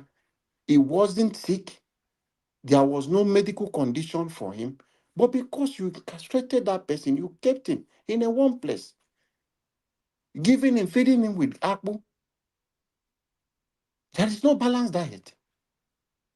Today, his potassium is low, and it's affecting him. You want him to collapse and die before you go do, but God forbid. Please, Nigeria government, free Nnamdi Kanu. Whoever that is supporting this evil, today is Nnamdi Kanu. Tomorrow, may Nigeria and Governor Amuneke never happen to any of you. Because if you keep quiet today and think that is Nnamdi Kanu, tomorrow might be your day or your close relatives. If you are still keeping quiet, when we are talking about us, speaking out, when you are keeping quiet today, you are not speaking out. The day it will happen to you, you want people to put voice and join and plead for you and speak out and hold the government. But when it's happening to us, you say, they should keep him there. He has done this. Isn't Nnamdi Kanu worse than the bandits who are doing all those things in the north and across the south? No. Isn't Nnamdi Kanu worse than the people that President Tinubu is giving pardon and amnesty in the north? No. So why are we still keeping Nnamdi Kanu? Why is the Nigeria government and the DSS still leaving him in their custody? When the competent court of jurisdiction have stated it to say this person do not have any case to answer, and they discharge him, the Nigeria government are bringing cases upon cases that have no any place, just to delay and just to keep him there. Why are you keeping him? Everybody, Ohanes, they have visited. Everybody have visited, begged Buhari, and they have begged Tinubu till today. They are just keeping it because it says it speak the truth, and you people do not like the truth. You people are keeping him just to use him for your political gain, and you're waiting for negative things to happen. It will not happen. Nnamdi Kanu will be free. So I encourage everyone who want to support this march, let us step out and join forces together and Thank demand you. for the release of Nnamdi Kanu.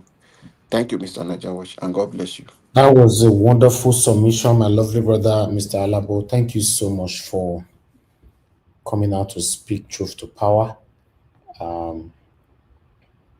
You don't need to be an Igbo man to speak the way Mr. Alabote talks so. Just be a Nigerian and speak truth to power. That's all. The person we are talking about is a human being. You speaking, you are a human being. We all are human beings. This is how we should pass our judgments, not based on ethnicism. Thank you very much for that submission. Ogashimizi, you are lucky to meet me here. We're almost going to round up straight away now, but I give you 5 minutes to quickly talk to us so that we round up. Just 5 minutes. Wow, Work with it. Niger Watch, Domusa. Good evening, Niger Watch. Good evening, everyone. Mr. Alabo is like you and the only Niger Watch is here. I greet all Niger Watch family. Mama in diaspora, I greet you. I know you are there listening and doing the normal, usual thing you normally do. Thank you so much for being backbone of the channel. And all Niger Watch family, thank you so much. Yes, Niger Watch. I just came in now, and I didn't hear much, but I had some things. I was listening to what Nnamdi Kanu. You see what you asked a question. You see what Nnamdi Kanu was saying. In fact, it's like, let me say this. I think Nigerians who Nnamdi Kanu apology, the Nigerians that understand, not the one that doesn't understand. Because he was fighting for everyone. He was speaking for, he spoke for everyone, speaking for everyone. But some people don't understand. So, Nigerians is like, I don't know, he said it all. Nnamdi Kanu have been speaking for decades. This thing that we all see now, he already saw it and say it the way it is. I don't know the kind of wisdom the God, his God gives to him. So I don't see the reason why someone will come out and say, oh, Nnamdi Kanu should remain in that prison. He did this, he did that. Why are we doing this? It's a human being like you. Think of that. Just listen for what Nnamdi Kanu said.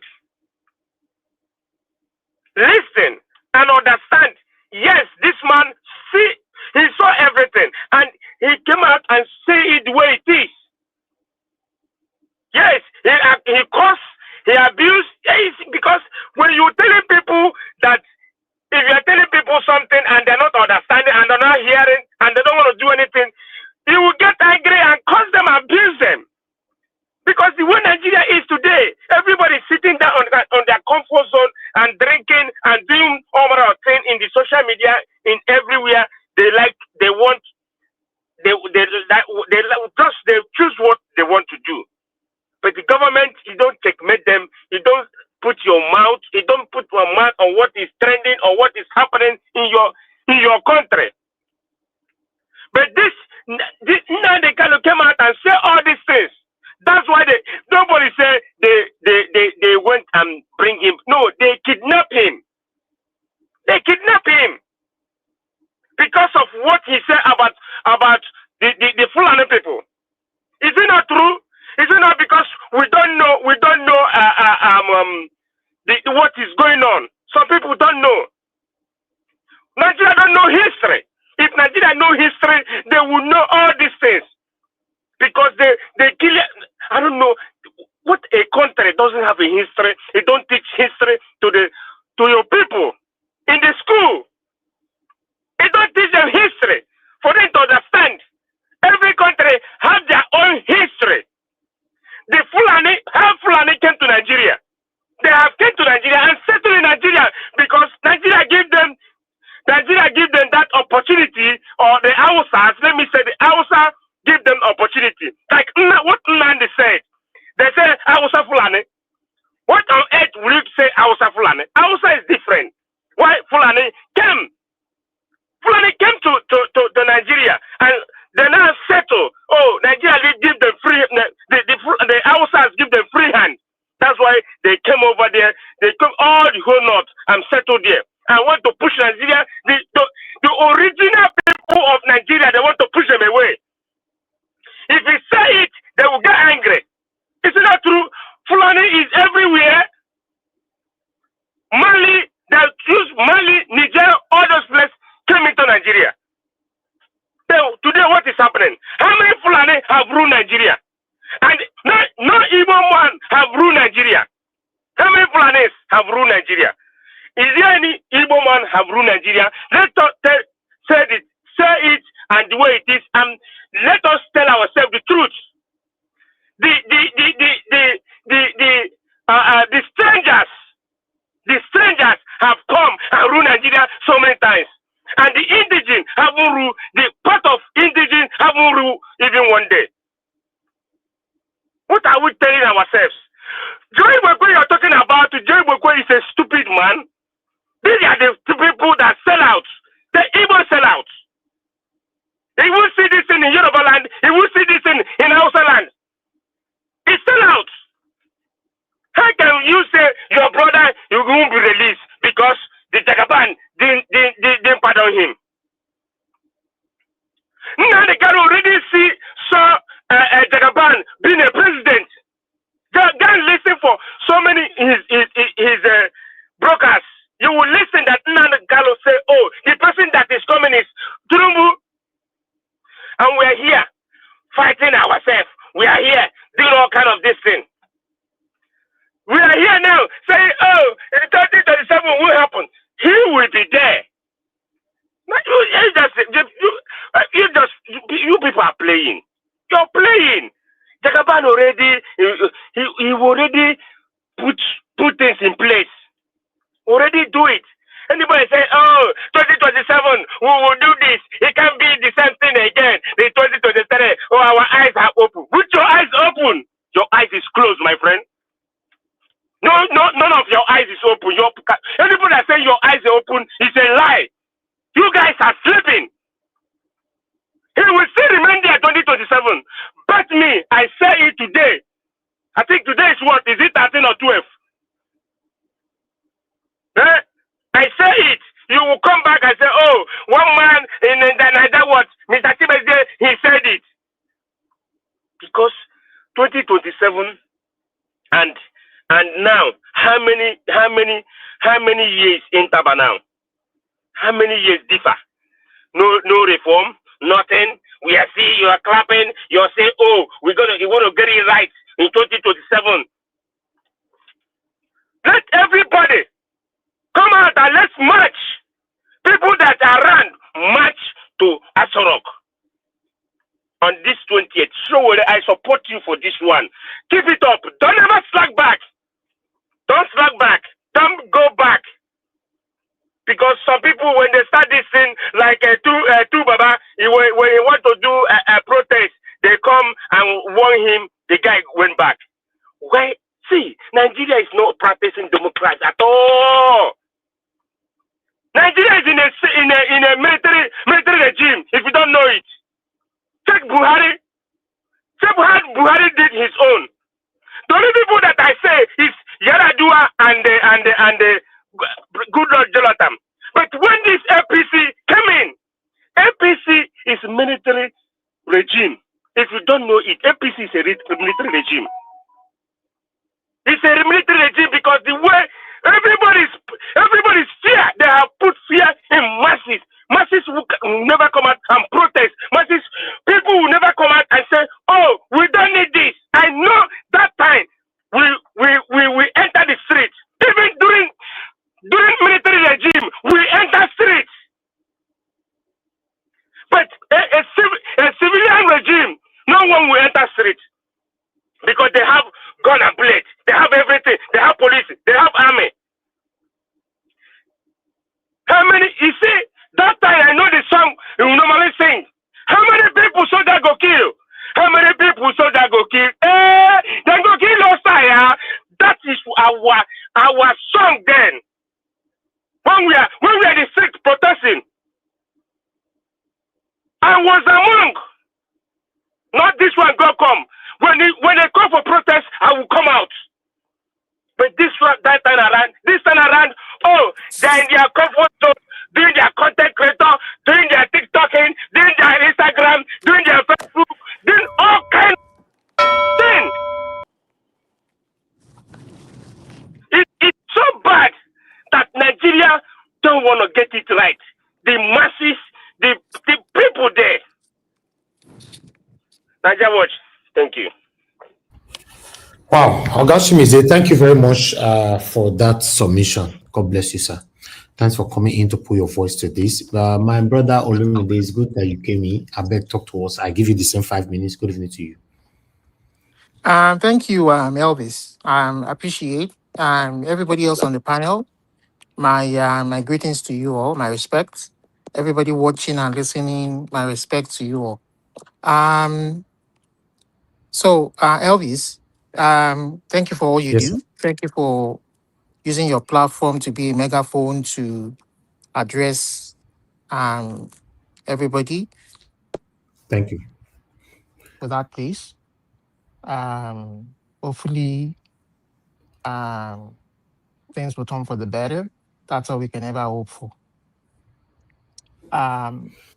But there's something that I want to bring to our attention. So have you guys not heard about, see, when we are saying that this guy called Tinubu or Tifnubu or Jagaban or certificate forger or whatever he is, the imposter there, that calls himself the president of Nigeria.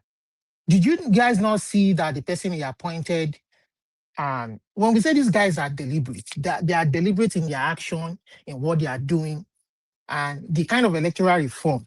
Let me use you people's the people's words, the people who are shouting electoral reform. You know, the kind of deliberate action that he's taking. Now, the new guy that he has appointed, that obviously will be rubber stamped by the crooked and corrupt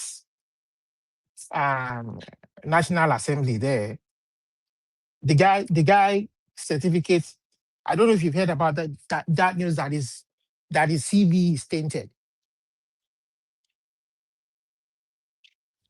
So Elvis. Yes, sir. So did you hear that his CV is tainted? Have you heard news that his curriculum vitae, that some of his qualifications are scaling? Whose So some of the qualifications? qualifications are scaling. The new guy that has been nominated for Okay, the INEC chairman. INEC chairman. Yes, now, although I've not heard anything The about the certificate, but professor, I'm not putting on whatever his name is. no, That they are I've not saying heard that the anything CV about is it. tainted. Okay, they are Oh, saying okay. that the guy's CV is tainted. So Where did you hear obviously, that? I mean, I heard it from a Where's it? news, an online news channel, that they are saying that his Oh, curriculum vitae is tainted. okay. So they're saying that the CV is tainted, and so it's obviously Nigerians are not going to get a fair and fair election. That's just the bottom line. I mean, we've told you that if somebody means well for the country, the only way you can gauge the actions or the intentions, the actions that are taken and what they're doing daily to do well by the people. And then if you appoint somebody who has a tainted record, and I heard that the guy too was even a member of his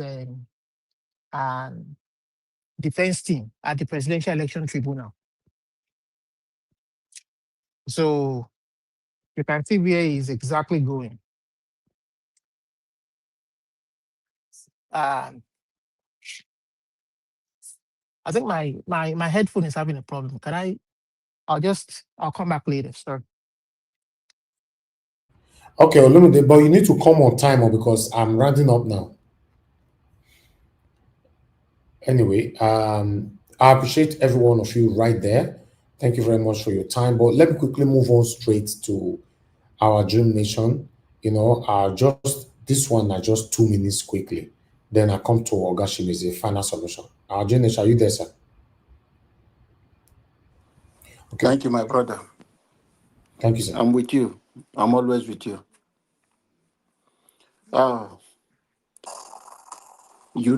President Tinubu can never appoint anybody who has not worked for him. Anybody President Tinubu is appointing is somebody he knows they have been on his payroll. Those are the people he's appointing. We know it is not a surprise for us to see him appointing the new INEC chairman. He will appoint somebody who wants to rig the election for him. But if you think you are doing a good thing in the government, Nigeria economy is okay, you have a good plan, why are you scared? Why do you want to rig election? Why are all your strategies is just on how you want to rig election?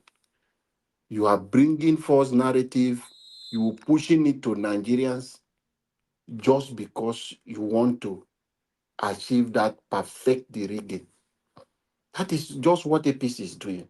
No, I don't see somebody who have a knife and they have a yam will not be crying on how you want to slice the yam. You have everything with you. Even the goat where you go take do the pepper soup, where how you go come out. You are borrowing money everywhere. Why can't you work and show yourself approved? Nigeria will vote for you. If Nigeria see you are doing the right thing, why won't Nigeria vote for you? But they don't care. All they want to do is a strategy on how to rig election. It's a strategy to kick out any opposition. That is what you are saying. To make it a one because somebody wants to come back and finish 8 years as if it's a birthright. Say he has been his dream to become a president. You don't become for 4 years, you want to become 8 years so that you will institutionalize Nigeria into a Tinubu Nigeria, where you will put all your structures, all your boys, then you will sit down in your grave and be controlling Nigeria. It will not work and it will not stand. This 2027 Nigerians, every one of you to get ready. It's not business as usual. If you like, said it no concern me, then it no concern me. You want to sit in the house and watch these people rig themselves. They are doing voters registration. Some of you decide not to go and register and get your PVC because APC have told you that they are going to rig election to discourage you not to come out and take back your country. Because APC government have told you that there will be no free and fair election as far as they are concerned. You believe them. You forgot the power that you have as a citizen to stand up. These people are few people. They are not up to 1 million who are holding you. So even if you vote, you no vote. At the All right, end thank of you. Thank the you, Mr. 4 Alabu. years, the policy of APC will still Thank you, affect you when vote and people will not vote. So continue to sit behind. Thank you, Mr. Najawash. Thank you, sir. Thank you, sir. Gashim, if you are there, your 2 minutes, sir. Yes, my brother Alabo, let me tell you, Nigeria, they will, yes, if they vote defend their votes. You see 2023. Is he a child play? You see everything that happened? You're telling me, it won't happen. Oh my God. You don't know who is this Jagaban. You don't know him? Someone that have hold a Lagos state, a state for 30 years. Ogachi is the Lagos, not be Nigeria. My brother, which no, The war na they exalt this Tinubu. Now in the cause problem for the country. It's not true. It's not true. I weigh him the way they are going, the way APC are going. It's not only Tinubu himself, the APC people, the APC Senate, the governors, all of them. You see how they talk, they say the same thing. Even this so-called wicked that I'm not a cancer, cancer and whatever he said then. You see, it's the same way, all of them. See, look at the way their thoughts, everything, it's the same way. All their thoughts are line are the same way. So you can't tell me, Nigeria will stand up and do something. Well, he didn't do something on 2023. Is it this one now? They will just see. Let me tell you.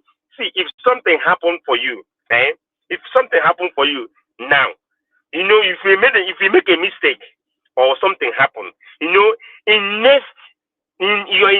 maybe next time, it won't allow that thing to happen again.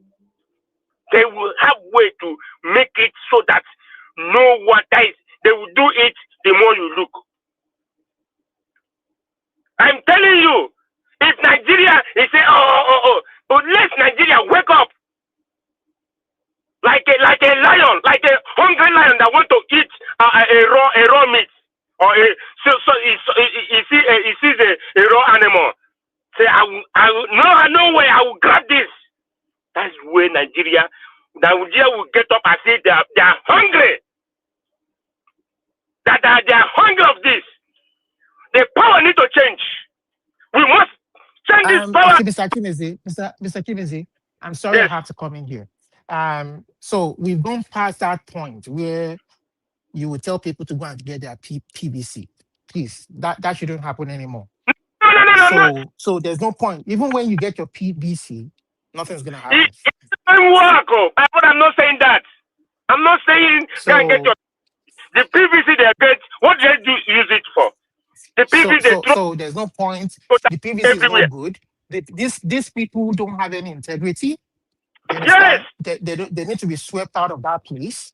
They cannot conduct a free and fair election at any stage of governance. So that should be the starting point. Yeah, if the masses agree with themselves, I say remove Yoruba. Look, something happened 2 days ago or a day or yesterday in First Act. That thing is trending now. I send it to Niger Watch. I send it to my to Niger Watch number. They demolish a shop with the goose inside. Why?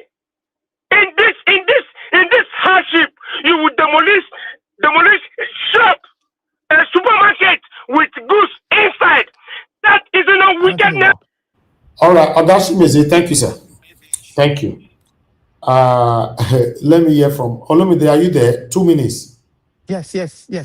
So, okay, 2 minutes. I just want to say that at the point that we are right now, Elvis, I said at one start, for me, in my lifetime, I don't see any change happening with this set of people, with this kind of people. You understand? The only way I see change happening, or I see hope on the horizon, if this set of people are swept away and we have a whole new breed of people. See, every fabric of our society has been corrupted. Nigeria, as we know it today, is a failed state. Please, my people, go the Oyibo man's own dictionary, the British people that colonized us. Go and open the Britannica Encyclopedia. The Britannica Encyclopedia, the encyclopedia of the British people. And open what they call failed state. Nigeria meets every definition of a failed state. You understand? Right now, we are not at that point where it has completely collapsed, where it is ungovernable. The fact that you have a government doesn't mean that a state cannot be failed. It is a failed state. It has moved from a weak state to that point where it is now a failed state. There are ungoverned spaces in Nigeria. I mean, there are spaces in Nigeria that are ungovernable. They don't have control over them, especially in a majority of the whole part of the north has been taken over by terrorists and whatever you understand. There are institutions, our institutions in every fabric of our society has collapsed. Our healthcare, our police force, even our justice system, where the common man, the only institution that can give succor and hope to the common man has been corrupted. You can't get justice. You understand? Today we have a place where we should all be equal, regardless of your ethnicity and tribe, where they are preaching the one Nigeria mantra. In Lagos State today, you will see that the Igbo people, certain set of people from the part of the country are being victimized because they won't vote they won't vote the Yoruba person because they won't swing their vote to a particular area of the country, and they will be victimized because of that. So that is what more wickedness can you get than for a black man to treat a fellow black man that way? In a country where the Igbos have their own land and they don't have a say, in a place where everybody should come to the table as equal partners. And then when they talk, you tell them to keep quiet.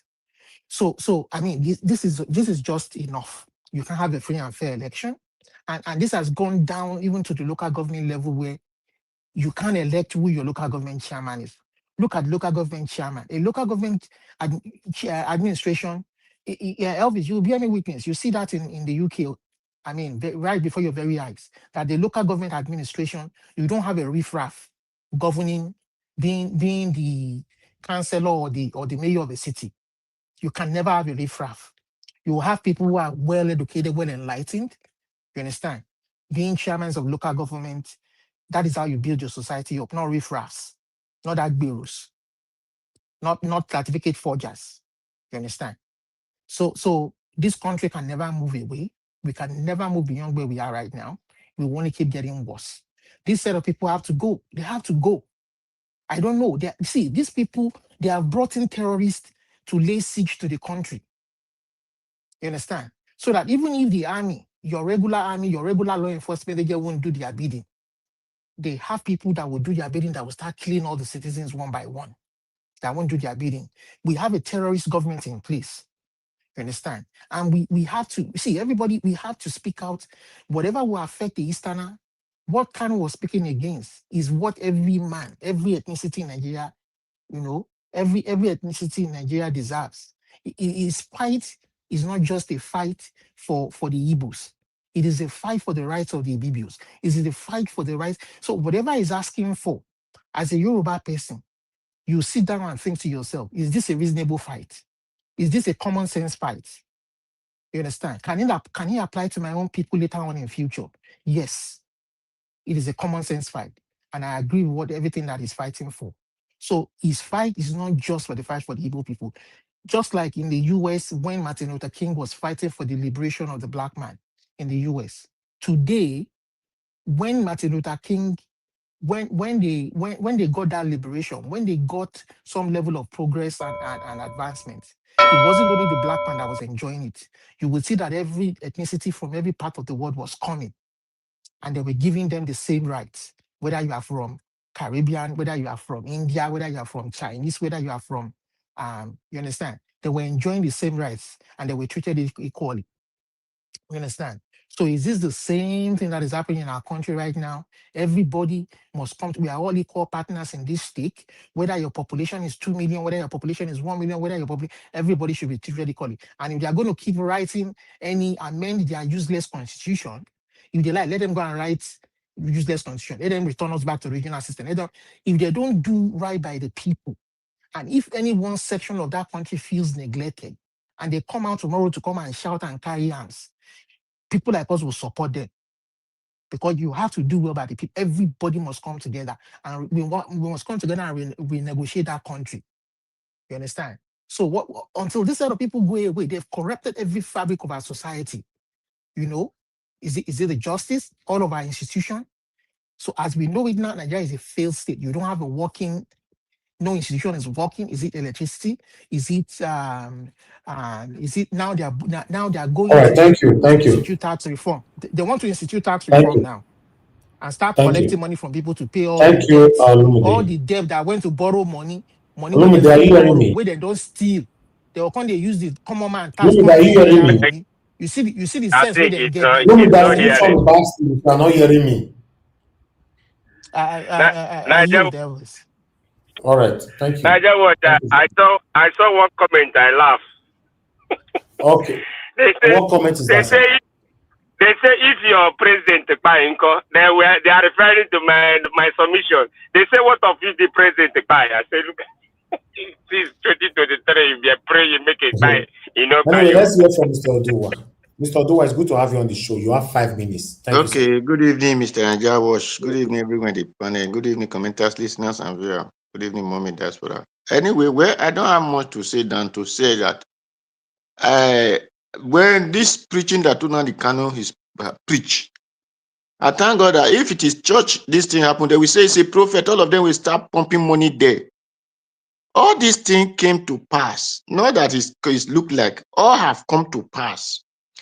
Today in all bushes, tell me which state, one state that the Fulani did not know ground more than the rifle owner. There is no state because in Edo State now they are the one using Okada, which Okada has been banned, but the Fulani are the one using Okada to carry passengers because the Nigerians, or let me say the indigenous of the land, fail to take responsibility of life. In my village, person told me that it is these people they are using to farm. I said, because your hand died. You are not using them to farm. Tomorrow you start telling me that living abroad, you are hungry. You are this. But the one you have, you're supposed to do with your hand, you are giving it to a man who came from Sokoto, from whatever, in the name of you want to be a God that you are not. So foolishness is what make people to side foreigner over their people in the land. This kidnapping we are talking about that the Fulani are doing, check very well. The indigenous of the land are even the ones showing them who to go and kidnap, who they will not kidnap. It happened in Epoma here. Epoma. The vigilante, the head of vigilante is an Epoma person. He want his own vigilante group not to touch the Fulani inside the bush that are coming to kidnap people. So even when it happened in Ronigbe, they told the Ronigbe person that their brother is among the people that are sending them. So all these things, it is because we fail to discipline ourselves. That is why outsiders not take advantage over it. Because in those states, sir? Mr. Odua, sorry, I just want you to open your eyes to one thing. See, if you go and do your investigation very well, the local people who are collaborating with the Fulanis, I'm not saying local people don't have a hand, but the local people who are collaborating with the Fulanis to perpetrate this act, you will find out that these people, it has a political inclination. They are members of the ruling party, APC. Sir, there is Thank nothing you, like thank you, my brother. Thank you, they are Olumide. members God of the bless ruling you. APC. Sir, So sir. speak the truth where you should speak the truth, Sir, and let listening the very devil be well. shamed. Sir, You listening very understand? well. Me, I don't believe person tell me it is the party affiliation. This a party is just a name. A wicked Unfortunately, person in your community is a wicked person. unfortunately, we have to paint it Mr. the way it Odua, is. that is not true. Sir, Look at what Igbokwe is doing. Look at what Igbokwe is doing. it is Is he not not party. an It Igbo is man? because it's demon. Listen very well. It What are is you not saying, party. Seb? It is not party. It is because that person is demon. Igbokwe is the devil. That is where He's not a anybody devil. is He's a doing devil, my because a brother. member of My that brother, party. I hate all these What are things you to saying? hear. I hate to hear this kind of thing. This is why you told me that I should go and buy 40 out of my resources. Is that because of party? It is because that is who you are. What a person is. Those that read the Bible, it said no one go into a man, defy a man, but what comes out of a man? Because that is what inside the person. He has been having it before he put it out. So for person telling you, warning Sowore not to do protest, that this person, my Edo people that later were not crying, I said I joined a group that this man, our brother from Urubu, was the one who removed me, who support my agenda to remove from that group. Today he's talking about Nnamdi Kanu. Naja was always showing a video here. Magnus Oraka. He told them to remove me because I'm supporting Nnamdi Kanu. I said, this thing that Nnamdi Kanu is saying is real. Because my other people said Oswald, who can Oswald, but that's a useless servant. We said it is my mate that this thing, the discipline, they did not discipline me. After they finish discipline your group, your co-servant, they will not, you will not be the next. When I was crying that everybody should see the reason that Nnamdi Kanu is doing this thing, because if that our forefather leave these people, they will have run more than Okpila. They will have run everywhere in the Nigeria.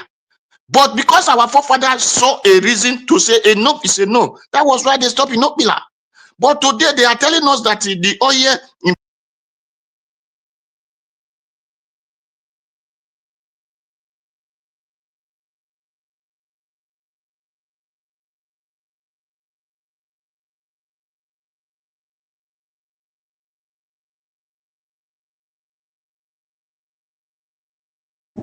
I can't hear anybody again.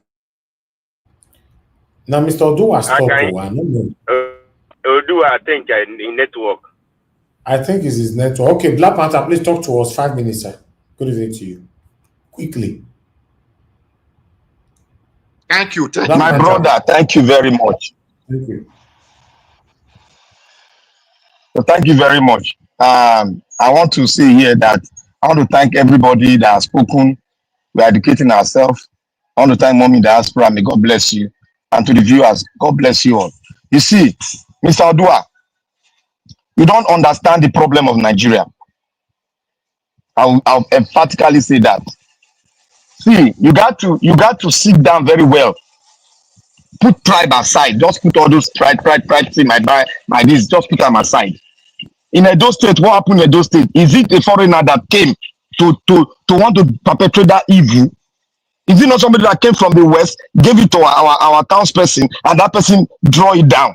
Is it not it? It's the same thing happening everywhere. Tony Bekwe is from the East. He's the one bringing the East down. He's the one saying, don't free Kanu Wanko. Are they going to use outsider to perpetrate evil? Who is the devil? Is it not we? Is it not a spirit that comes into you?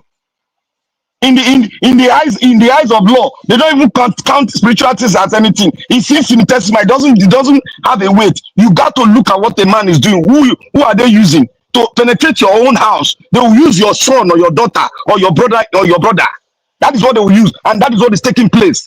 Let us use our common sense. What is happening in Nigeria now? Let me tell you all. It is not Fulani want to take over Nigeria. I've been saying this for the past how many years. You don't want to understand. You will soon understand. They are the gatekeepers that both external and internal are using to keep the resources, which is making where you are now be alive. Nobody's thinking that way. Everybody just thinking about, look, your political terrain, Nigeria as it is. Let me tell you all. Nigeria will never work if we don't know where our problem comes from. It will work. That is why I said one thing that somebody was saying, oh, unite. We can never unite. If you go to the encyclopedia of how countries are formed, what unites a country to come together is when they have a collective agreement and is written in black and white, and they agree on and they push it forward. That will give birth to what? A vision. And that will give birth to what? Unity. They did one, they refused. Why do you think they refused? Why do you think they refused GJ Constitutional Conference? You think they refused because it's not going to make them more? It is because we will be united. The West, what is making the West survive will never happen again. Look at what happened to Burkina Faso. The first government came, they gave Burkina Faso a name. A military junta came and changed the name. But they didn't allow it to finish. The second one came. What did he do? He cut off what is making the French colony to breathe. Now, France is on recession. Do you know France is on recession? I asked yesterday Dr. CM, tell me the mineral resources that England and some part of the West have. We started laughing. That is it. Go and read the geopolitics. You are their survivor. You are their planting field. They need you to survive. And that is why they brought somebody that is a member of our own house to make sure they are in a team, to make sure they are the gatekeepers. And that is why you see the North is forming alliance with the West. And come to think about the breaking of houses in Lagos State. I've warned you guys, everybody, to your tent, O Israel. You see, where in Festac, the majority of people in Festac and majority of people that owns land and houses in Festac are non-indigenous, according to Nigeria tablet. Go look at Lekki, the people that owns house, majority are non-indigenous. Go look at Ibeju Lekki, Ibeju, the other in the extreme end, the people that owns property, they are non-indigenous.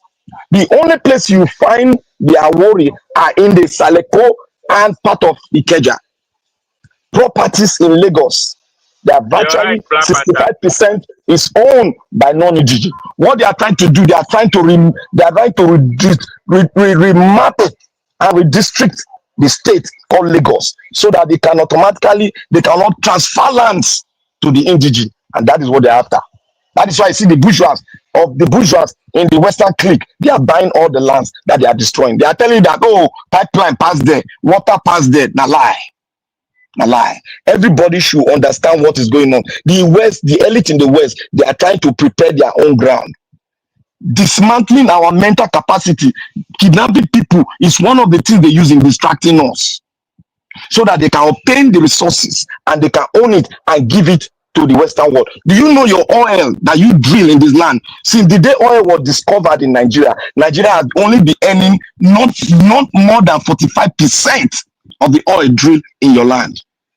Not more than 45% have been given back to you. It is not even by bargaining. It was an authoritative thing. It was a colonial authoritative thing that the 45% be given to you. And what did they say? Through the World Bank, they said one thing. They said devalue your currency. They did it through IBB. What happened? IBB went to England and visited the Queen. He's the first military general that went to visit the Queen. Go and check your archive. He did not finish it. They brought in Obasanjo. Obasanjo couldn't make it. Now they brought in APC. APC is ready to actualize that purpose. Devalue your currency and make Nigeria dependent on every product that is being produced in the West, so that they can have their market, so that they can do what? They can survive. My brother, we have to understand where there's nobody's going to give you any election. The only way out is what happened in Burkina Faso, or we come out in a very angry format and take what belongs to us. If we think that one person will do it, will give us, this man is not a good view. He has already valued your currency and is going forward to do what? To make sure that one government, one party, and one leader makes and dictates it. And when it dictates it, what happened in Cameroon, when a 92-year-old man is becoming the president all over. They did election yesterday. I believe he won the election. That same thing is going to happen in Nigeria. And nothing any one of us can do except we go the other way around and said, no holds barred. That's the only way you can take it. No hold barred. No rules, no regulations. Let's go for it. That is the only way. Or if we have a military mindset like Oka, what happened? Oka, a mindset of Oka, Colonel Oka. That is the only way. That's the two way we can do it. But through election, you people are just sitting. You are just joking. All these things they are setting up, they are all SPV. You see the INEC person that is coming in, go and check. He has worked for Tinubu before. Go and check. Everybody, I give you that. Go and check now. He has worked for Tinubu before. And Tinubu will always bring someone that he knows, that have worked with him, that has a red flag, either in his academics, or either in his walks of life, or either in his business. He must have something, a leverage to hold on to that person, so that that person can do his bidding. Without that, Tinubu is not going to take anybody that is clean. Go and check his record. Go and check him from Lagos State. That is how he has been doing it. All the people that he took to power, their records are dirty. My brothers and sisters, This is not a play. It's not a say, now my tribe, now your tribe. Then they go to tribe. My tribe man, if he gets sense, you don't know what is going on. It is both the people that are fighting us, we that own the land. They are indigens and they are external. If you like it or not, I've sent the video to Niger Watch. Go and play that video. Just summarize from history down to where oil was discovered and down to what we are today. You will see there. And if you want more to convince you, I will bring more.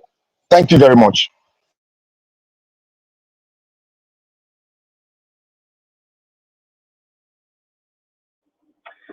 Niger Watch, where are you? Niger Watch. What could they talk now? What could they talk they go? You see, My brother, let me just say this thing about. Okay. Are you people hearing me? Yeah. Can you hear me? Yes, of course, I can hear you. Eh? Black Panther. Black Panther. Black Panther network need their work. Can anybody hear me? Network for somewhere. Yes, I can hear you. I want to talk about Black Panther. Okay, Black Panther, are you done? So that I call the next person, please. Yes. In network, they Right. want they Okay, use Black Panther, let's hear from Mr. Oduma. They use the Mr. Oduma, $2 network. sorry. Let's hear from, hello, hold on. Let's hear from Abdul Malik. Abdul Malik, can you hear me, sir? Good evening, Mr. Niger Watch. Thank you, sir. Good evening to you. Please, 5 minutes. Yeah, good evening, Mr. Niger. Good evening, everybody. Good evening, Nigeria. Yesterday, I wanted to call me, but... Is anybody there? Black Panther, somebody's already talking. Abdul Malik talk. We are hearing. We can hear you, Abdul Malik talk. Okay. Abdul Malik, go ahead, sir. Come back. Go still they come up because network. Let Abdul Malik. Well, the too much talk is too much. Let Abdul Malik talk. Go ahead, sir.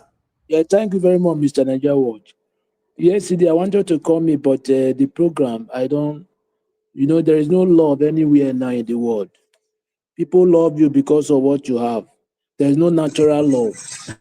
That is the reason why they don't come. You see, Mr. Nadewa, the pre-recorded video you do on the day Mr. CM lambast on partiality, you made a mistake for the date.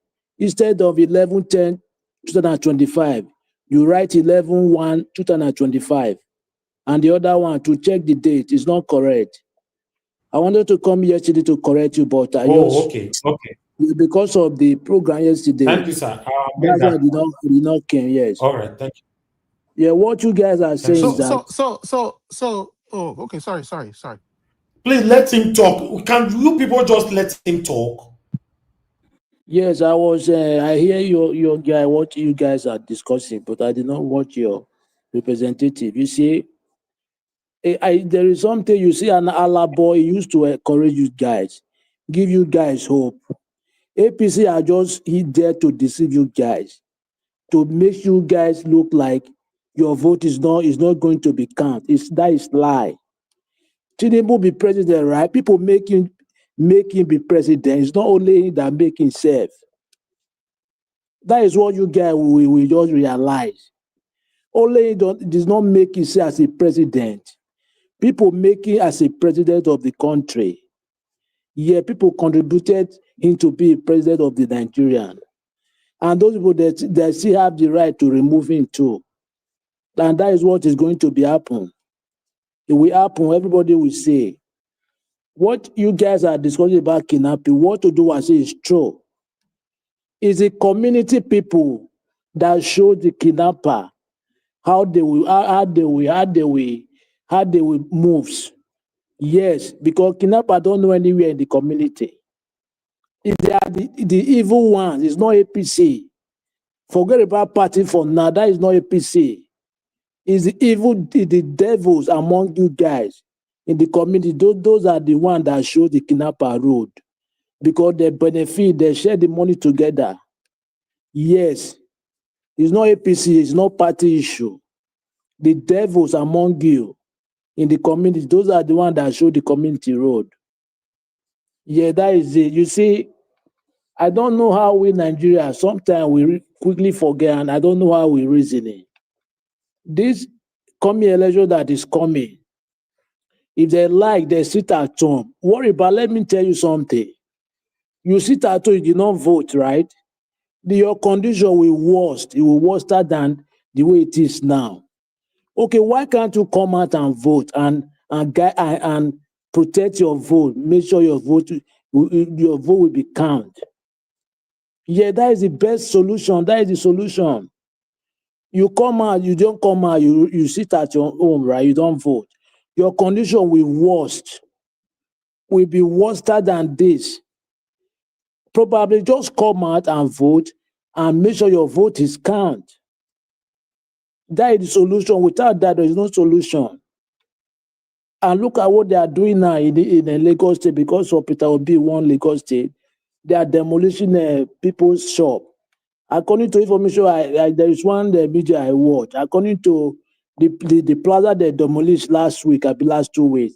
According to Peter Obi has almost 200 shops there. According to, I don't know how that one is real. Because I watched that media yesterday, right? I don't understand Nigeria, the way the country is good, but the citizens, they don't even serious to do something better. That is the worst thing. There is nothing good will come out from those people. Let the citizens will take action. Peaceful action, not violent. What happened in Natasha case? Mr. Elvis, can I please ask Mr. Malik one or two questions, please? Yeah, ask me, I'm hearing you. Okay, so which state are you from? Edo State, I'm from Auchi, Edo State. Okay, good. So the last election in Edo State, did you vote? I'm not at home. I'm not in Nigeria. You are not in Nigeria. Okay, did you observe the election in Edo State? My people did vote, you follow yes. the election? Yes. Okay, they voted. So did you think that the person the person who won the election reflected the wish and vote of the people? Yes or no? It's a yes or no answer.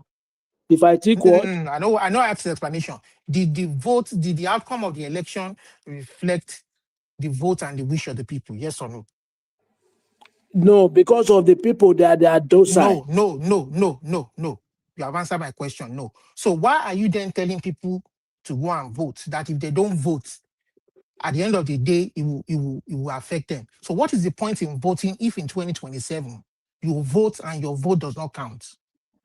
Okay, what is the point? Okay, let me ask you. There is no point, but if they did not vote, the condition will remain as the same. But when they vote, let it remain now. But you know rubber stamp their illegality. How you will let it remain so that if they vote, let them make you wait. The solution is this: if they vote, make sure their vote is counted. They will make sure their vote is counted. How do you want to make sure? How do you want to make sure? Now, okay, the person let me explain to you. Let me explain to you. The person, wait, before you answer that question, bear in mind that the person they've appointed now, the man get leg now. They say the man. But do you know that the defense, even lawyer, let me explain before you answer. Let me give you the background. The guy was part of the defense team of Tinubu during the presidential election tribunal. They say the guy's CV, curriculum vitae, get leg. Most of the things he claimed in the resume is achievements. He get leg. The qualification when you saying he gets. You understand? Let me answer you for that. I understand this. So you know, even 1,000 lawyer MPA now they kick against that. Sure, you know now currently. They want you to against what? Against the new INEC elected. 1,000 MP lawyer now they kick against that for now. Oh, let me answer that question. Just short one, Malik. Since when Nigeria 1960 when Nigeria don't vote, have Nigeria voted for the person they wanted to be in power? They voted for Abiola not because did Abiola get there? They are docile. That's why they did not get there. Did he get there? They did not get there. He did not get there. He did not get there. No, I want a yes. No, I'm not shouting. I'm just in the crowd. He did not get there. He did not get there. He did not get there. Then what remedy? How do you think they are going to get there? See, is it still through the same thing they did all over. They ask a question. I beg. Let him finish his submission. Thank you. Abdul continue, please. Okay, thank you very much, Mr. Ebis. You see you guys, the way you think. I understand you guys that a vote in Nigeria is not counting, right? But it's the citizen that will make it count. That is what I'm trying to tell you. We know it's not counting, right? Example, a bomb black pattern. Let me tell you. Abiola declared himself as a president, right?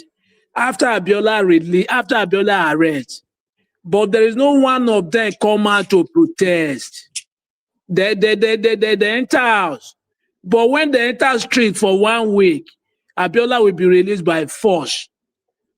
Because they are not the one that have the government, they are not the one that have their self. They are there for the people. If Abiola is not really, the world will now, UN, the United Nations now we come in. UNHCR will come in. That is what I'm trying to tell you. We know the vote is not counting, right? But the citizen will make the vote count. Yes, because they will tell Obi won the election, right? We know. But when Obi is not declared as a president of the Nigerian, when citizens now will come out, now the world will know what is happening in the country. 1 week, Nigeria's unrest. 2 weeks unrest. Now international body will involve. You see, now everybody will be in a running enter-skater. That is what I'm trying to tell. We know the government now. They are just trying to favor themselves because of they are benefiting from the system. But they are minority. They are not up to 10 million. Even their supporter and the police, they are not up to 10 million. We're almost 230-something million now. If the people say, okay, my vote will be count, it will be count. Don't be discouraging. No. We are a civilian, according to what they saw. We are in a democracy. We are not a civilian, we are not a military regime. Yet we have the right and the expression of speech, everything. It's you that will make your vote count. It's not them. They are there for you. They are not there for themselves. They are governing you, just like David, Ministry of War, what happened in Arise TV. Somebody is asking you a question to give an account what you are doing. You are telling people the world that each kilometer is different. How did it different? Is it not the same quality of the sand and material you use for the No. In construction, it's not the same. No, you don't understand. No, I mean he said the kilometer is different. Each part kilometer is different. Because you the same quality, right? How did it different? Abdul Malik, no vex. Thank you very Which much. country you did? All right, thank you. Abdul Malik, which country you did, sir? Thank you. Leave Like, him which now. Igbo country you did? Anybody, it is not your business. Please, why are you taking this to personal? I don't take out personal. If you like No, say, don't ask Abdul Malik day. dey, if you No. like that country where he dey bad me. I want to relocate there. Where? I No, want to it relocate doesn't that matter. country. It doesn't matter. You are taking it personal when you ask people where is he from, which state is from, which country he did. Why is it your business now? Oh no. I just wanted to find out if It doesn't he matter. experienced in Nigerian He's a election Nigerian. before. Simple. If he experienced, I know. I agree. He's my fellow Nigerian. I agree. I like his optimism. Anyway. I just want to know where he is so I can relocate. All right, my people. I appreciate every one of you. Black Panther, give your final submission. 1 minute. You have only 1 minute. Because your network failed earlier on. Okay, network don't fail again. Good for you. Olumide, 1 minute. Okay, thank you. So Abdul Malik, I won't blame you. I was once in your shoes a couple of years before. It took me time to realize that, that with the way the country is right now, we are going nowhere. Because you see, the story where you tell me now the same story we our great grandpapa tell our grandpapa can't tell my papa. So my pikin go dey expect me say go give them that kind of story, but not before my mother can hear that kind of story. The way things are right now, that country ain't going nowhere. And with the caliber of people that are saddled with running that country right now, they're all criminals and crooks. So if you haven't seen that, shine your eyes well. If you haven't seen it, shine your eyes well. Those set of people have to go, and a new Can breed I have ask to you a come in question? and take over the reign and governance of that country.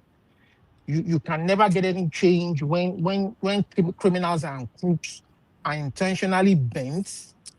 See, as it is right now, even though we're saying we need a new constitution, we need a new this, we need a new that, some of the laws that are there were copied from other countries where things are really working fine and they're enjoying the All right, dividends thank of you. those laws, you know. Thank you, Olumide. So right now, When they you tell never you get the thank you, you don't change. stop. You don't stop. Okay, you don't do okay. You don't okay, Elvis, thank you. Thank Mr. you. Nadewo, can I ask a question? Go ahead quickly. Olemide, we are not going. Yes. We are not going nowhere, right? How are we going to Yes. go somewhere? So, well, I mean, like you said, the people have to stand up and realize, see, all the organizations in Nigeria, for me, I particularly like that one organization I stood up about. It's like they're a loner in the wilderness. You understand? But the rest of them are still kidding themselves. What's the name of that organization by that man that came the other time? Name I've forgotten the name now. The association of all the ethnic groups in Nigeria. I've forgotten the name of that association by that Southeastern lawyer, to say that we must sit down and see that all the societies in Nigeria, all the professional, the elite, they have to come together and say, you know what, the way the country is being run right now is not heading anywhere. Let's sit down and renegotiate the existence of that country, and then determine a new article of association that will guide all of us together, so that if the North wants to go and rule their own society by Sharia, you know, if these people want to rule themselves by Obatala and Oshun, we know that this is what has bound all of us together. You understand? And then we have one constitution that all of us will obey, and people will be able to choose and determine what they want for themselves, how we want to use our resources. If we want to, All right. every region or every state, they want to develop their own resources and All right. pay Thank taxes you. to the center. There are so many things that we have to talk about. Do we want local police? Do we want that? Do we have to sit down and redo this thing? All this patch we're doing along the way is not leading us anywhere. You All right. understand? Okay. Thank you, everybody. I would like to quickly say this before I round up. Yes, I understand that election, a lot of ringings are happening. Our votes don't count, manipulation, ballot box stealing, um, what is it called, glitches and all that, blah, blah, blah. We know that. But still, I will still not advise people not to go and vote on election day. It's not a good advice. Yes, the advice we should be giving people now is that they should go vote and defend their vote. Anyhow they want Mr. to defend Najawa, you their. did not give me 1 minute too. All right. Okay. Go ahead with the 1 minute then, quickly. Thank you very much. For those who are saying the Tinubu will win, my dear, if we can come out and protest in the time of our brother Osumbo and Oshemole, and that give us the Edo people the vote that we voted. If Nigeria really ready for their vote to be count, if anything they come out and vote and their election, their vote is taken away from them, you don't need to call anybody. The next hour you have to be on the streets. By the time the street is getting up and down, it is not the for eyes of the whether the INEC, the judges, the police, the soldier to know that enough is enough, and the person who really won the election will be given. That is your thought. Thank you, Mr. Ejawash. Okay. Najawa, you did give me my 1 minute. Najawash. Yeah, you don't have talk since I gave you 2 minutes, sir. You don't use them. Okay. Najawash, 30 seconds. For Najawa, you did not give me. Yes, I give you, but you just finish talking now. Now do well. Thank you. Let me know. I beg. Najawash, 30 seconds, I beg. Quick, not be 30 seconds, 10 seconds. Just quickly talk am I round up, please. Olumide, this idea of you know that because I listen to you, you have not really given us any solution. Quick. One thing is that you should understand, Nigeria gathered for 2014 for a conference. Did they work? Erofai did the song. Did they work? So the only possible thing we have now is election recycle, which we know that is assurance. Every 4 years we'll come back to do election. That is the only option we have now. So whenever you All are right. coming, you people will talk and be giving something you know is not possible now. It's not possible now. Thank you, Okay, Mr. thank you. Najawas. Okay, now, like I was saying, every one of us are displeased. Elvis, sorry, can I give a rebuttal No, to what you said? sir. What You don't already you talk. and what the last speaker said. I want to give a rebuttal, please. Go ahead. Okay, so I want to give a rebuttal to you and the last speaker in the sense that whether you like it or not, from donkey years to come, people like me will keep hammering that we have to sit down and do a national. If some people were not intentional, they didn't mean well, and they were using that conference as a small screen to just deceive us, and at the end of the day, not carry it out to fruition. I mean, will you blame me for that? Don't blame me for that. Don't blame me for Jonathan's own All right. incompetence and cowardice. You are giving episode. I'm not ready for your episode. Olumide, you are giving episode. I disagree that you should encourage people to go and Okay, participate fine. in an election. At all the right, end of the thank day, that will not count. It's a waste of Okay, time, thank you. of our Thank you, resources, Olumide, of you our don't money. respect rules. That's your problem. You know I don't like putting people on backstage. When I say stop, just stop, please. No vex. Let me say this, guys. I still disagree with telling people not to go vote. I strongly disagree with anybody saying that because obviously it will not work. Do you know why that will not work? These people can go to village and those lunatics, and give them money, they will stay on the queue. If now only 15 people don't queue, they will pass their judgment on 15 people that went on to vote that day, where they print their hand or whatever, they will still declare winner. Simple. You go, you not go. So for me, I want Nigerians to always go out and vote and defend their vote. Not be my mouth to go, yes, say December is around the corner. Defend your vote now, talk. Anyhow, you want to defend your vote. But telling people not to vote where you know that cannot fly. How many people can we pass that message to more not go vote? The same people that they are paying to vote for the wrong person, to buy vote, they will also pay that same people that people are not coming out, but you come out. We just want to see some people for queue. And they will pass judgment who win based on the people that was on the queue. Simple.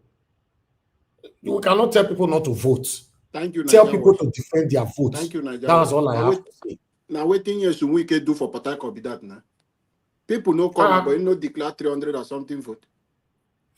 If you don't come out, now only 10 people of 100 people that go bring come out, they'll tell you, say, so person win now 99 for inside that 100 people that came out. And that 100 people, they paid all of them to come out. Do we have that unity here in Nigeria? It's not there.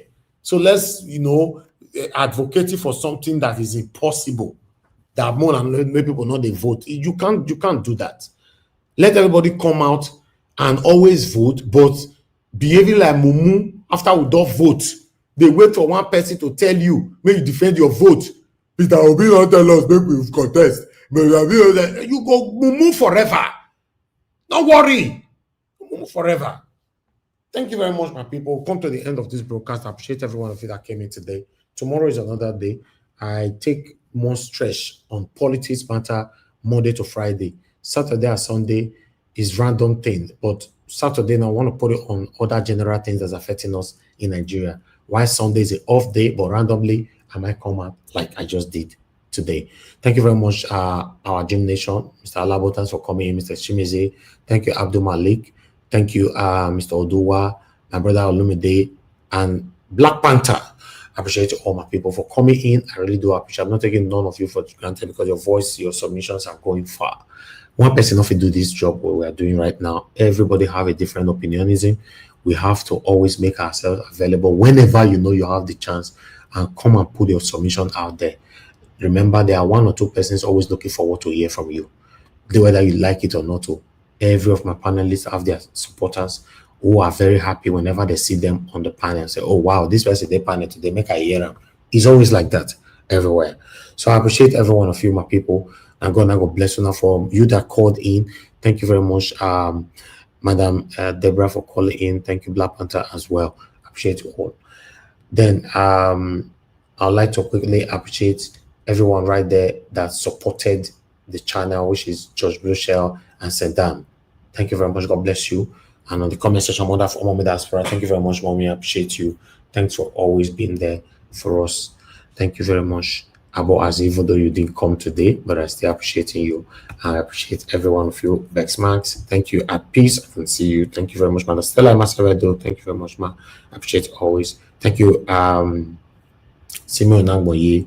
Thank you. And Simon Nangboye, I would like to quickly caution you because you left one comment just now. You know the rules of this platform because you've been on this platform for so many years. You don't tell people that they are that you are giving mumu talk or something. I don't know how you left that comment. Like, you know, my duty is to protect my panelists.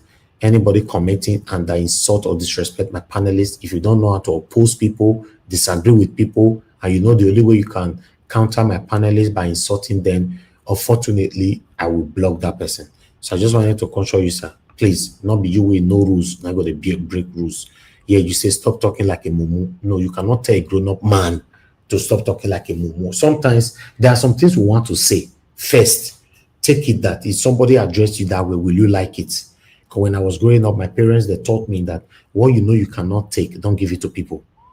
The kind of insult you can't take, don't insult people in that manner. Can you call a grown-up now, they stop talking like mumu?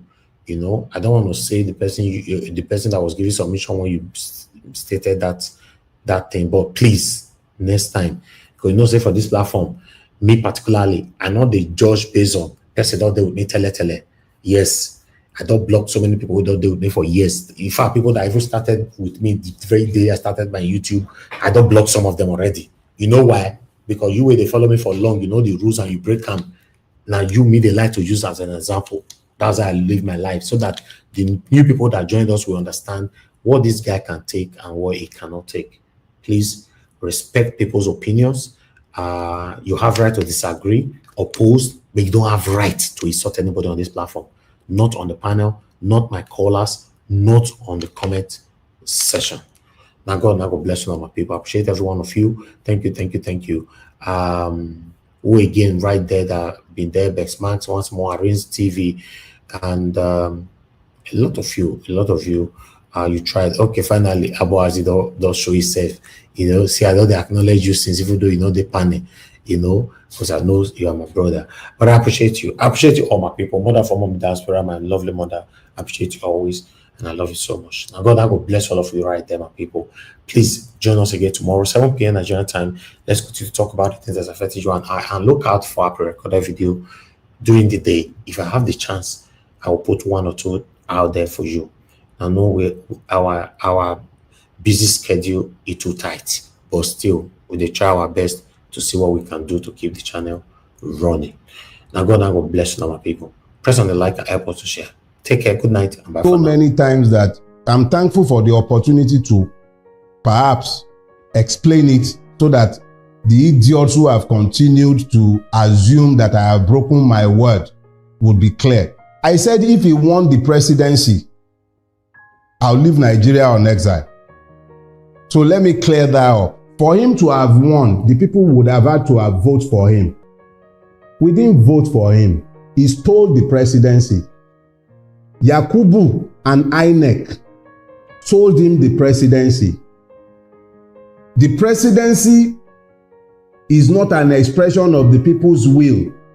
It is an expression of the debauchery of INEC and the height of our judicial corruption.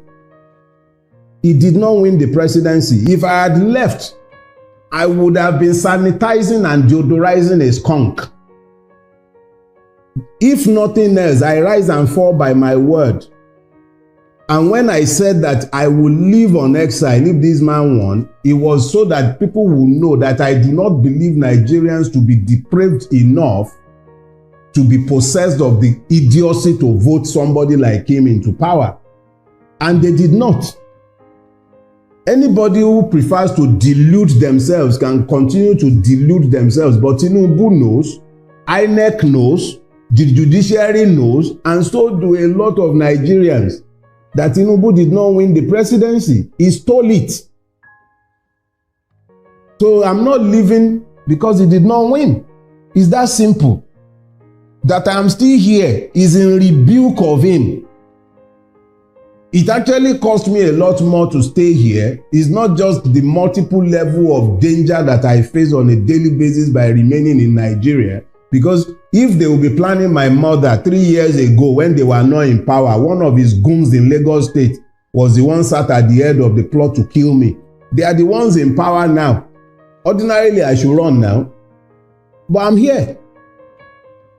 I am here because he did not win. He knows it. And every man and his dog in Lagos State knows it. He was beaten resoundingly in Lagos on the 25th of February. He couldn't even make 15% in Lagos. Segun Agbaje, the INEC commissioner in Lagos State, cannot produce the form EC8A for Lagos State up till today. I was the person who was charged by the OB legal team to collect the election material from INEC. He could not, up until today, INEC in Lagos State cannot give us the form EC8A, which is the polling unit level result. Because they know he lost. He lost woefully. He was thoroughly rejected across the length and breadth of the state that he has held hostage. For 24 years as at that time, he lost. So how much more the other parts of Nigeria? Let them continue fooling themselves. He has snatched it, grabbed it, but he can't run with it. And that's why we are all in the mess that we are in today. So yeah, if he had won, if Nigerians had been foolish enough to have voted for him, I would have left. It wouldn't be because of him. It would be out of protest that I could be stuck with such evil people who would have found the grace to vote for somebody like him. But as I have said, they did not vote for him. They rejected him. He has forced himself on us. And we can't do much about that. But I'm not going to legitimize his stealing by leaving. He didn't win.